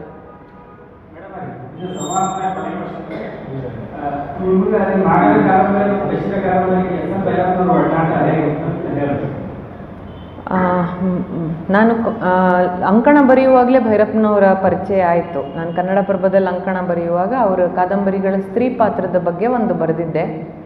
ಅದನ್ನು ನೋಡಿ ಕಾರ್ಕಳದ ರಾಮಚಂದ್ರ ಅವರು ಕರೆಸಿದ್ರು. ಭೈರಪ್ಪನವ್ರಿಗೆ ಅಭಿನಂದನೆ ಇತ್ತು, ನೀವು ಬಂದು ಮಾತಾಡಿ ಅಂತ. ನನಗೆ ತಿಳಿದಿದ್ದು ಮಾತಾಡಿದೆ. ಭೈರಪ್ಪನವರು ನನ್ನ ಅಂಕಣ ಓದ್ತಾ ಇದ್ರು ಅಂತ ಗೊತ್ತಾಯಿತು. ಆಗಿನಿಂದ ಅವರ ಮಾರ್ಗದರ್ಶನ, ಅಂದರೆ ನನಗೆ ಕಾದಂಬರಿ ಸಾಧ್ಯವೋ ಅಲ್ಲವೋ ಅಂತ ನನಗೆ ಸರಿಯಾಗಿ ಗೊತ್ತಿರಲಿಲ್ಲ. ಯಾಕೆಂದರೆ ಉದ್ಯೋಗದಲ್ಲೂ ಇದ್ದೆ, ಇದನ್ನು ನಿರ್ವಹಿಸ್ತಾ ಇದ್ನಲ್ಲ. ಅವ್ರದ್ದು ಬಹಳ ಮಾರ್ಗದರ್ಶನ ಸಿಕ್ಕಿದೆ. ಉದಾಹರಣೆಗೆ ಕಾಶ್ಮೀರಕ್ಕೆ ಹೋಗುವಾಗ ಹೇಳಿದ್ರು, ಒಂದು ಬುರ್ಖಾ ಇಟ್ಕೊಂಡು ಹೋಗು, ಧೈರ್ಯ ಅಂದ್ಬಿಟ್ಟು ಹಾಗಾಗಿ ಹೋಗ್ಬಿಡ್ಬೇಡ, ಬುರ್ಖಾ ಇದೆ ತಾನೇ ಅಂದರು. ಎಲ್ಲ ಆದಮೇಲೆ ಪ್ಯಾಕ್ ಮಾಡ್ಕೊಂಡ್ಮೇಲೆ ಇಲ್ಲಿ ನಾ ಹೇಳಿದೆ, ಇಲ್ಲ ಅದನ್ನ ಇಟ್ಕೊಂಡು ಹೊರಟೋದ್ರೆ ನಂಗೆ ಭಯ ಅನ್ನೋದು ಹೇಗೆ ಗೊತ್ತಾಗುತ್ತೆ? ನಾನು ಹಣೆಗೆ ಇಟ್ಕೊಂಡು ಹೀಗೆ ಹೋದಾಗಲೇ ನನಗೆ ಎದೆ ಡವಡವ ಅಂದರೆ ತಾನು ಉಳಿದೋರ ಸ್ಥಿತಿ ಗೊತ್ತಾಗೋದು. ಬುರ್ಖಾ ಹಾಕೊಂಡು ಹೋಗ್ಬಿಟ್ರೆ ನನ್ನನ್ನು ಎಲ್ಲರೂ ಅಂದ್ಕೊಂಡ್ಮೇಲೆ ನನಗೇನು ತೊಂದರೆ ಇರುತ್ತೆ? ನಾನು ಹಾಕ್ಕೊಂಡು ಹೋಗಲಿಲ್ಲ. ಅಂದರೆ ಈ ಥರದ್ದು ಅವರು ತುಂಬ ವಾಸ್ತವ ಪ್ರಜ್ಞೆ ಇರೋರು. ತುಂಬ ವಿವರವಾಗಿ ಕೇಳ್ತಾರೆ. ಎಲ್ಲಿ ಹೋದರೆ ಅಲ್ಲಿ ಯಾವ್ಯಾವ ಸ್ಥಳಗಳಿದೆ, ಏನು ನೋಡಬೇಕು.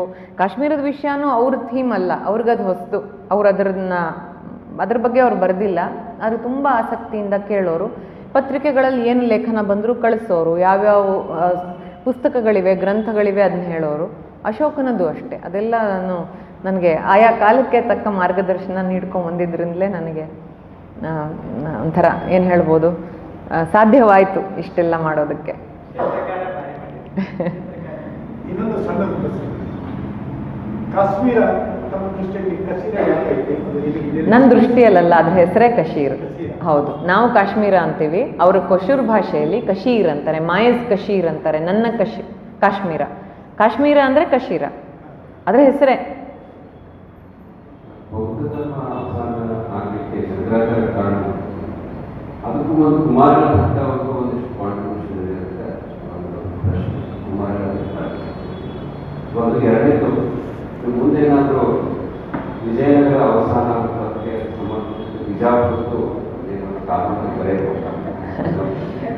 ಕುಮಾರಿಲ ಭಟ್ರು ನಾಳಂದಾಗೆ ಹೋಗಿ ಕಲ್ತು ಬಂದಿದ್ದು.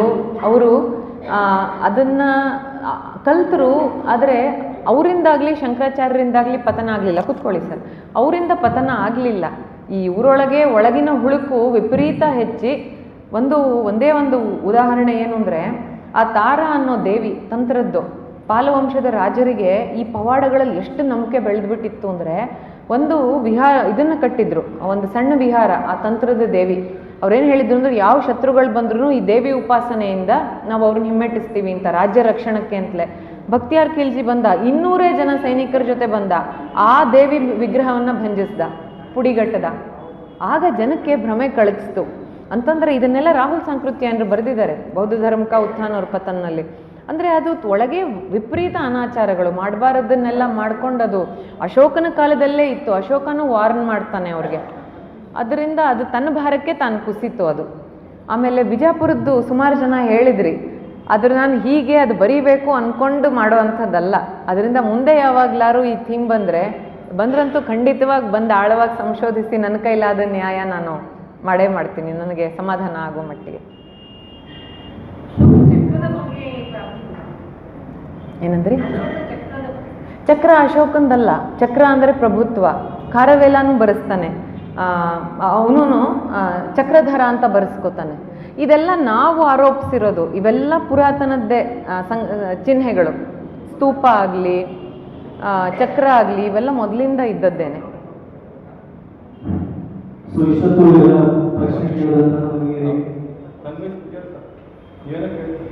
ಅಲ್ಲ, ಪ್ರಾರಂಭ ನೀವು ಮಾಡಿದ್ರಿ, ಮುಕ್ತಾಯ ನೀವು ಮಾಡಿದ್ರಿ. ಕೊಡ್ಲಾ? ಪ್ರಾರಂಭ ನೀವು ಮಾಡಿದ್ರಿ, ಪ್ರಶ್ನೆ ಮುಕ್ತಾಯ ಕೇಳ್ತಿರ್ತೀವಿ.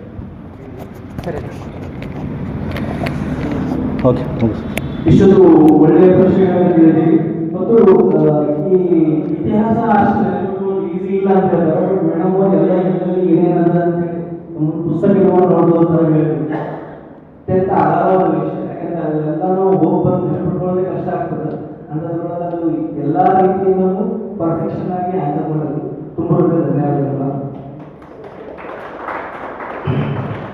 ಈಗ ಅಧ್ಯಕ್ಷರು ಅಖಿಲ ಭಾರತೀಯ ಸಾಹಿತ್ಯ ಪರಿಷತ್ ವಿಜಯಪುರ ಅಧ್ಯಕ್ಷರಾದಂತಹ ಶ್ರೀ ನಾರಾಯಣ್ ಬಾಬಾನಗರ್ ಸರ್ ಅವರು ಅಧ್ಯಕ್ಷೀಯ ನುಡಿಗಳನ್ನು ಆಡಬೇಕಂತ ವಿನಂತಿಸಿಕೊಳ್ಳುವುದು.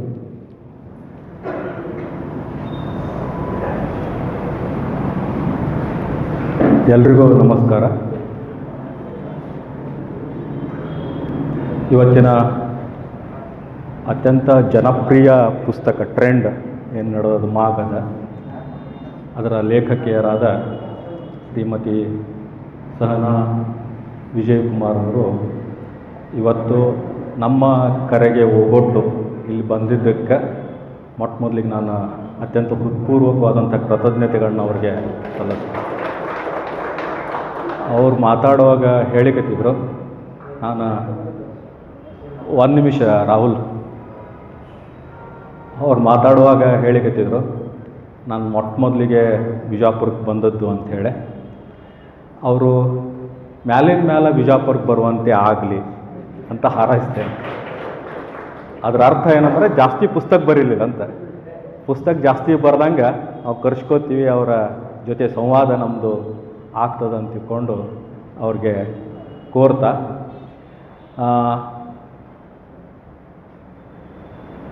ನಮ್ಮ ಈ ಅಖಿಲ ಭಾರತೀಯ ಸಾಹಿತ್ಯ ಪರಿಷತ್ ಏನದ ರಾಷ್ಟ್ರ ಮಟ್ಟದೊಳಗೆ 60ರ ದಶಕದಲ್ಲಿ ಹುಟ್ಟಿದರೂ ಕೂಡ ನಮ್ಮ ಮಾತೃಭಾಷೆಯನ್ನು ಪ್ರೀತಿಸಬೇಕು, ಭಾರತೀಯ ಇತರ ಭಾಷೆಗಳನ್ನು ಗೌರವಿಸಬೇಕು ಅನ್ನೋ ಒಂದು ಉದ್ದೇಶ ಇಟ್ಕೊಂಡು ಹುಟ್ಕೊಂಡಂಥ ಒಂದು ಪರಿಷತ್.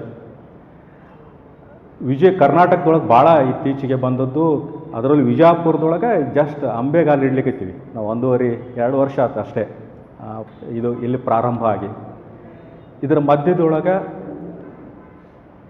ಸುಮ್ಮನೆ ಹಿಂತಿರುಗಿ ನೋಡಿದ್ರೆ ಎಷ್ಟೊಂದು ಅದ್ಭುತವಾದಂಥ ಕಾರ್ಯಕ್ರಮಗಳನ್ನ ಮಾಡ್ತಾ ಬಂದೀವಂತ ನನಗೆ ಅನ್ನಿಸ್ತದೆ. ಕಳೆದ ತಿಂಗಳು ಮೋಸ್ಟ್ಲಿ ಲಾಸ್ಟ್ ಮಂತೇ ಇರ್ಬೋದು, 2 ತಿಂಗಳು ಹಿಂದಿರ್ಬೋದು, ಶ್ರೀ ವಸುಧೇಂದ್ರ ಅವರು ಬಂದಿದ್ದರು, GB ಹರೀಶ್ ಅವರು ಬಂದಿದ್ದರು. ಈ ರೀತಿ ಅನೇಕ ಖ್ಯಾತನಾಮ ಸಾಹಿತಿಗಳನ್ನ ಇಲ್ಲಿ ಕರೆಸಿ ವಿಜಯಪುರದ ಜನತೆ ಜೊತೆ ಮುಖಾಮುಖಿ ಮಾಡಿಸಿದಂಥ ಸಾರ್ಥಕ ಭಾವ ಈ 1.5-2 ವರ್ಷದ ಅವಧಿಯೊಳಗಾಗಿದ್ದು ನನಗೆ ನಿಜವಾಗ್ಲೂ ಖುಷಿ ಕೊಡುವ ಸಂಗತಿ. ಓದುಗರು ಒಬ್ಬರು ಕೇಳ್ತಾ ಇದ್ದರು, ಏನು ಸಂದೇಶ ಸಮಾಜಕ್ಕಂತ, ಪರಿಷತ್ತಿನ ಸಂದೇಶ ಏನು ಅಂತ ನಾನು ಪ್ರಶ್ನೆ ಹಾಕ್ಕೊಂಡೆ. ಕಾರ್ಯಕ್ರಮ ಮಾಡೋದು ಏನು ಸಂದೇಶ ಅಂತ.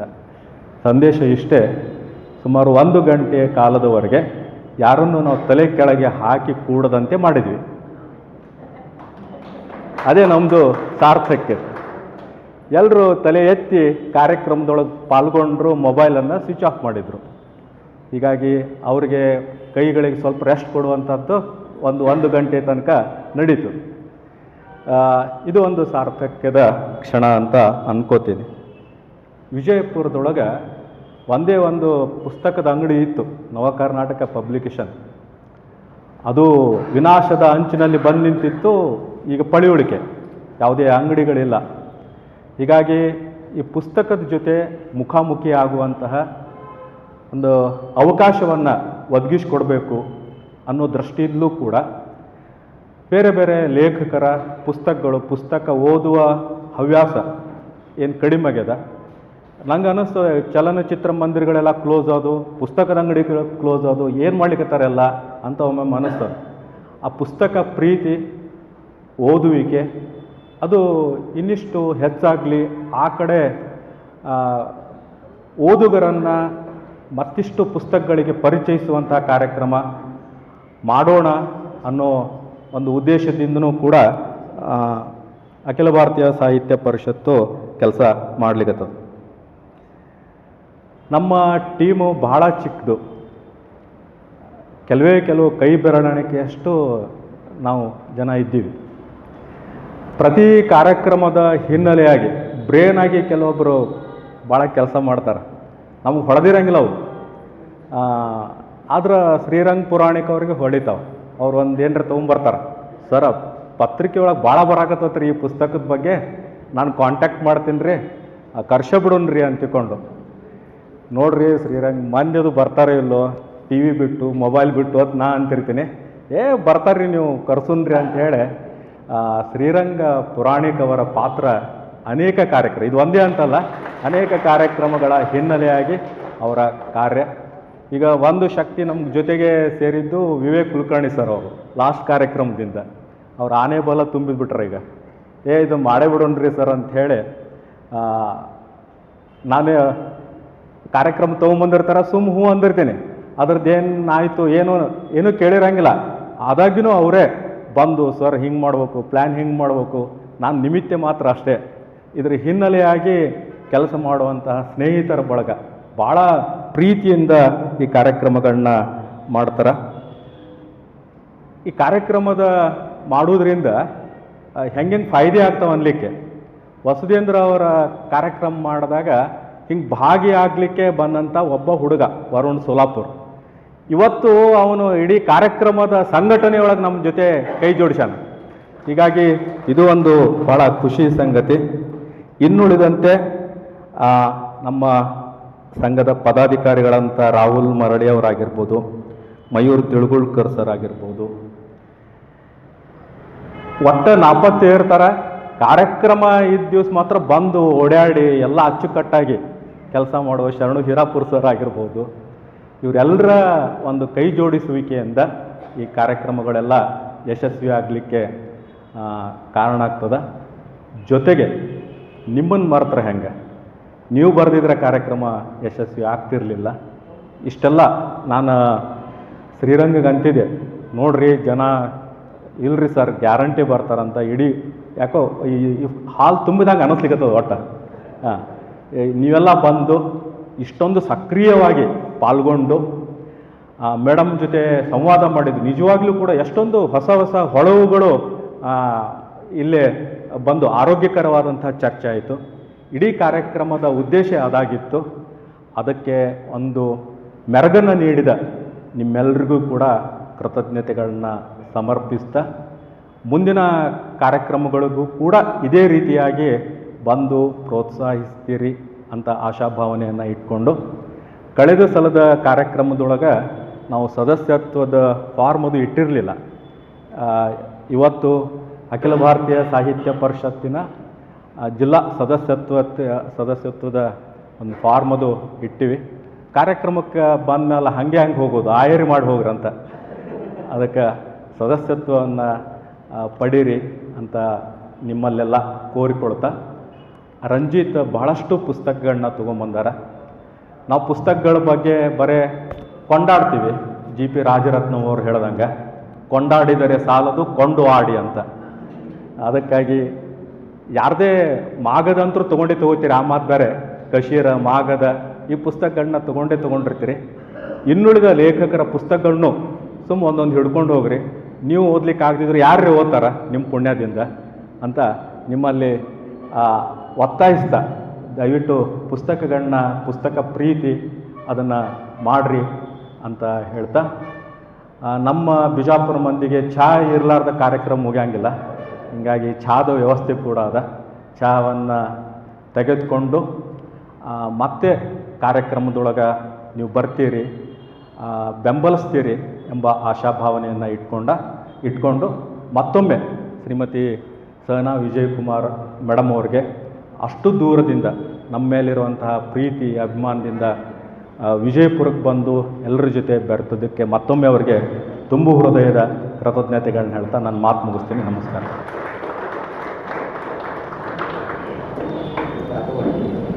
ಅತ್ಯಂತ ಸುಂದರವಾಗಿ ಅಧ್ಯಕ್ಷರುಗಳಾದಂಥ ಶ್ರೀ ನಾರಾಯಣ ಬಾಬಾ ದಯವಿಟ್ಟು ಶಾಂತಿವಂತ ಇರ್ತದೆ.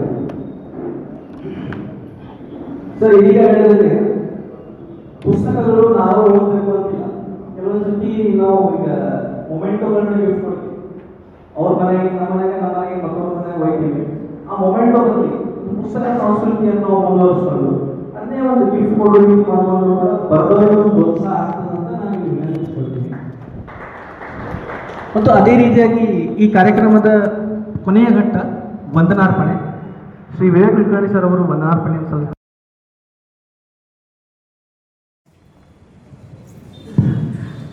ಎಲ್ರಿಗೂ ನಮಸ್ತೆ. ಮೊದಲನೇದಾಗಿ ನಮ್ಮ ಕರೆಗೆ ಹೋಗ್ಬಿಟ್ಟು ದೂರದ ಬೆಂಗಳೂರಿನಿಂದ ಬಂದು ತಮ್ಮ ಕೃತಿಗಳ ಬಗ್ಗೆ ಅದ್ಭುತವಾದಂಥ ವಿವರಣೆ ಹಾಗೂ ಸಂವಾದವನ್ನು ನಡೆಸಿಕೊಟ್ಟಂಥ ಶ್ರೀಮತಿ ಸಹನಾ ವಿಜಯಕುಮಾರ್ ಅವರಿಗೆ ತುಂಬ ಹೃದಯದ ಧನ್ಯವಾದಗಳು. ಹಾಗೆಯೇ ನಮ್ಮ ಅತ್ಯಂತ ಅಲ್ಪಕಾಲೀನ ಪ್ರಚಾರ ವ್ಯವಸ್ಥೆ ಇಂಟರ್ನೆಟ್ ಮೇಲೆ ಹಾಕಿತ್ತು ಅಷ್ಟೇ. ಒಂದು ದಿವಸ ಪೇಪರ್ನಾಗ ಬಂದಿತ್ತು, ಅದನ್ನು ನೋಡಿಕೊಂಡು ಎಲ್ಲರೂ ತಮ್ಮ ಬಳಗಕ್ಕೆ ಶೇರ್ ಮಾಡಿಕೊಂಡು ಇಷ್ಟೊಂದು ಸಂಖ್ಯೆಯಲ್ಲಿ ಸೇರಿದಂಥ ಎಲ್ಲ ಗಣ್ಯರಿಗೆ, ಮಹಿಳೆಯರಿಗೆ ತುಂಬ ಹೃದಯದ ಧನ್ಯವಾದಗಳು. ಮುಂದಿನ ಕಾರ್ಯಕ್ರಮ ಹೀಗೆ ಬರ್ತಾ ಇದ್ರಿ. ಧನ್ಯವಾದ. ಚಹಾ ವ್ಯವಸ್ಥೆ ಅಲ್ಲ, ದಯವಿಟ್ಟು ಚಹಾ ತೊಗೊಂಡು ಹೋಗ್ಬೇಕು. ಇನ್ನೊಂದು ಈ ಸ್ಥಳಾವಕಾಶ ಒದಗಿಸ್ಕೊಟ್ಟಂಥ ಶಾಂತೇಶ್ ಬಿರಾದಾರ್ ಕಳಿಸ್ಕೊಂಡು ಈ ಲಾಜಿನ ಆಡಳಿತ ಮಂಡಳಿ ಸದಸ್ಯರು, ಒಂದೊಂದು ಡೈರೆಕ್ಟರ್, ಅವರಿಗೂ ಧನ್ಯವಾದಗಳು. ಹಾಗೂ ವಿಶೇಷವಾಗಿ ನಮ್ಮ ಟಂಕ್ಸಾಲಿಯವರು ಕೂಡ ಧನ್ಯವಾದಗಳು.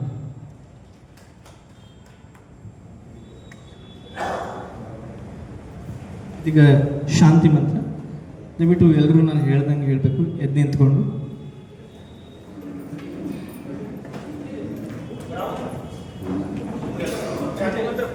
ಆಯ್ತು, ಕೂತ್ಕೊ. ದಯವಿಟ್ಟು ಎಲ್ಲರೂ ಕೂತ್ಕೊಳ್ಳಿ.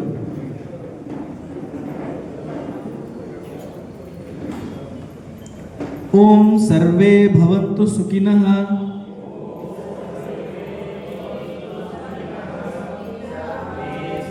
ಸರ್ವೇ ಸಂತು ನಿರಾಮಯಃ. ಸರ್ವೇ ಭದ್ರಾಣಿ ಪಶ್ಯಂತು ಮಾ ಕಶ್ಚಿತ್ ದುಃಖ ಭಾಗ್ ಭವೇತ್. ಓಂ ಶಾಂತಿ ಶಾಂತಿ ಶಾಂತಿ.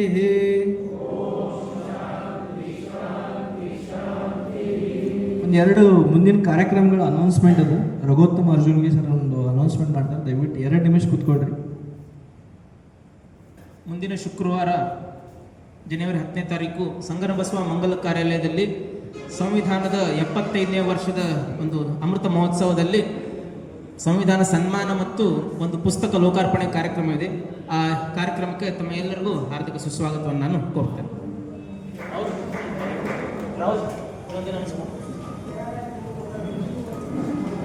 ಅದೇ ರೀತಿಯಾಗಿ ಜನವರಿ 12 ಶ್ರೀ ಶಂಕರ ಮಠದಲ್ಲಿ ಭಗವದ್ಗೀತಾ ಒಂದು ಅಭಿಯಾನ ಇದೆ. ಆಸಕ್ತರು ದಯವಿಟ್ಟು ಅದರಲ್ಲೂ ಕೂಡ ಪಾಲ್ಗೊಳ್ಬೇಕು. ಧನ್ಯವಾದಗಳು.